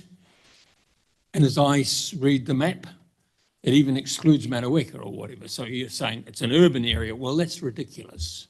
A community of interest is much wider and broader, and lots of people are coming to town, going to the school, going to the churches, going to enjoy the facilities and the events of Te Puke. So I've made that point in the submission, and I hope that you take it into account. It's a kind of ridiculous that you have a community of interest built on some sort of urban area. I don't, you know, I don't understand how you can define the people of Te Puke as being urban versus rural. I know, just go back to my history on council, for those who don't know. I actually, in my first term, I think it was 2000 year, we did the representation review. I chaired that meeting. We conducted meetings throughout the district and made some suggestions of change. So I'm not unfamiliar with the issues that you're considering today. At that stage, we had a separate Makatu and Te Puke ward, and I sort of thought that's ridiculous. We're all part of that same community. Unfortunately, I ran up against Councillor Graham Weld, who was very much fighting for the rural area. But I don't believe that's the case. You, as councillors, all undertake to represent the whole district. You sign that pledge. And, you know, you should think hard about that. But anyway, getting back to the community board issue, I think the delegations of the community, well, I just looked at the submission that I put in last time in 2012, was basically against community boards. I've always sort of thought that they're a very expensive waste of time. You know, having served on one for 12 years.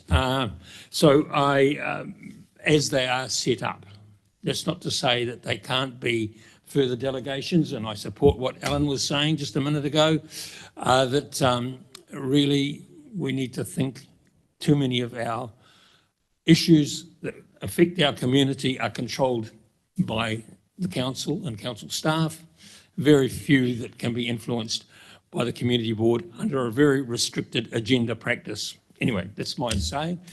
Really here just for questions. And where you go. Thank you, Michael. Andy. Yeah, Mike, it was great talking to you the other night. So if you were, knowing what you know, if you were to paint a picture of what getting a good local representation across the whole ward, obviously you're against shrinking, what would expanding look like? That's quite a challenge, and it's a very difficult problem. I mean, when I was on council, I was elected by Te Puke. I lived in Makatū ward. I couldn't vote for myself, so that was the case for 12 years. But I still identified as a Te Puke person. That was my community of interest. It's what I was involved in. So it's always very difficult to draw a boundary. The current boundary was, well, I'm not sure what year it was established, but it kind of is the best if you're going to have a community board at all. It probably is mainly focused in that area, but you know, and you're always going to have like the Pukahinas and the Pongakawas and whatever having their own little local ratepayers association or whatever other ways of representing themselves. But I think the current system, I just think it's a failure as it's set up. Either you've got to delegate more, as Alan is suggesting, to the community board. I mean, you know, what's their budget? $10,000 of grants. I mean, it's a very expensive budget, and it's got, you know, what's it there for? You know, a street decoration, $10,000. I mean, these things can be done through decisions made around the table here. You don't need the community board to make those $10,000 grants. You know, it's kind of ridiculous, really, for the expense of setting them up and working within a restricted agenda. Yeah, I was just trying to get to see if you would paint something of the wider, forget just community board stuff, think of the whole rural, how do we get that sort of Well, I mean, voice into that? it's very difficult to say. I mean, I guess, you know, like you say you're from Te Puke, that's your community of interest. So we'll incorporate your place.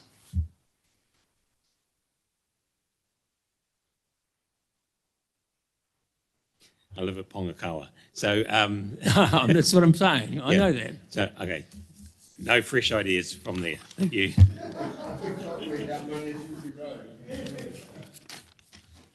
Okay. I might be this one. Did Rodney or Anne put their hand up earlier? Okay, right, cool. Right, Alan, next. Okay, thank you. Again, Alan and yourself again have experience of being in this chamber. So, and your approach to the community board issue is open, but not impressed, if that's not an unfair thing to say. But you've actually qualified that a lot by saying if you're going to have them, the delegations need to be looked at more. Are there any standout areas that you believe delegations should be given? Well, I'm not going to paint it particularly in any detail, but if you think of a community of interest, if you think like a place like Te Puke, you know, they need to have a strong say about the facilities that are built in Te Puke, the events that are in Te Puke, and the promotions of Te Puke. That should all be conducted by the community board, but it's not done that way. And I think you know, so many of these things are controlled by staff or by the council, and you know, I think a lot of those jobs can be delegated back to the community, where you know they're building a more exciting and interesting place, just like Karikari would be. But thank you, Margaret. Thank you, sir. I think, did I realise or think that you're seeing a bigger picture here and the need for some degree of reform? Absolutely, and it's not a new issue. It's something I've raised before. I'm just repeating it. So might I say, you would like the community board to go back to the size it was before, and having lived in Makatū, the Makatū Community Board, the first person in this morning was defending the community board and wanted it extended. Well, that's your proposal that you've put out, is to expand. So I can't understand the logic of expanding Makatū and reducing Te Puke, which is a much more powerful community. And it's being sucked in, get rid of Manaweka, get rid of all the hinterland and the lifestyle blocks and everything else. You know, I mean, I'm involved in lots of groups or whatever in Te Puke that have a number of rural people in there. So, you know, it's a big community, and you know, I'm surely you can see that it just doesn't make sense. So, where you draw the boundary, which was your challenge, is difficult.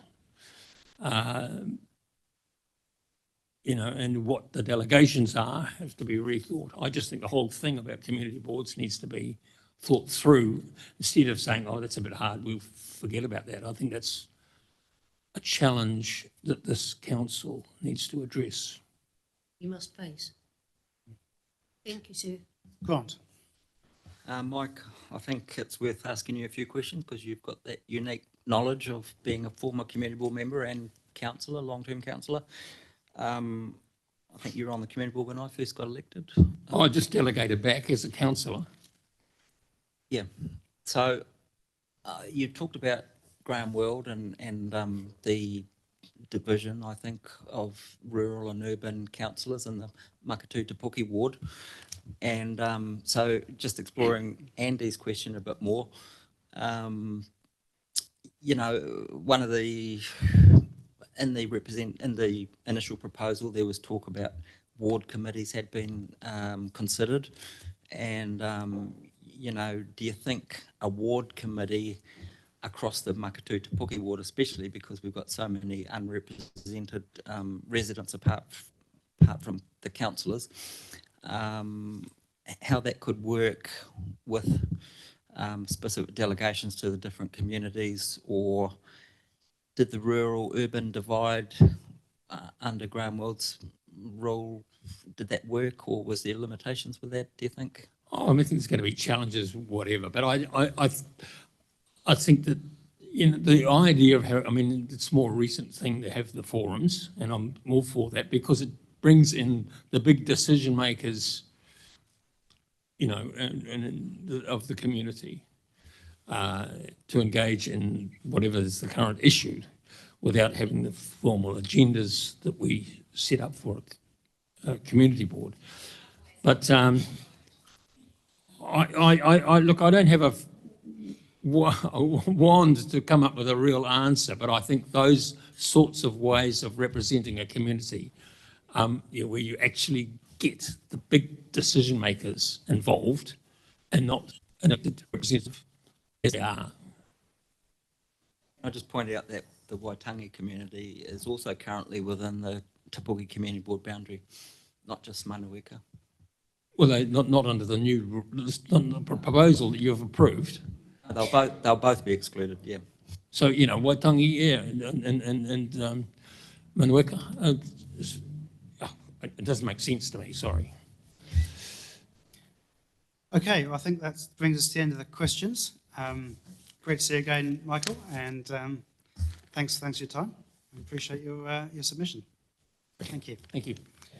We are due to have one more at 4:20, but I'm not sure there's much indication she'll be here. But I suggest we'll just hang around for a few more minutes and see if she arrives. So maybe a bit more afternoon tea or chat amongst yourselves, and then we can sign off the day.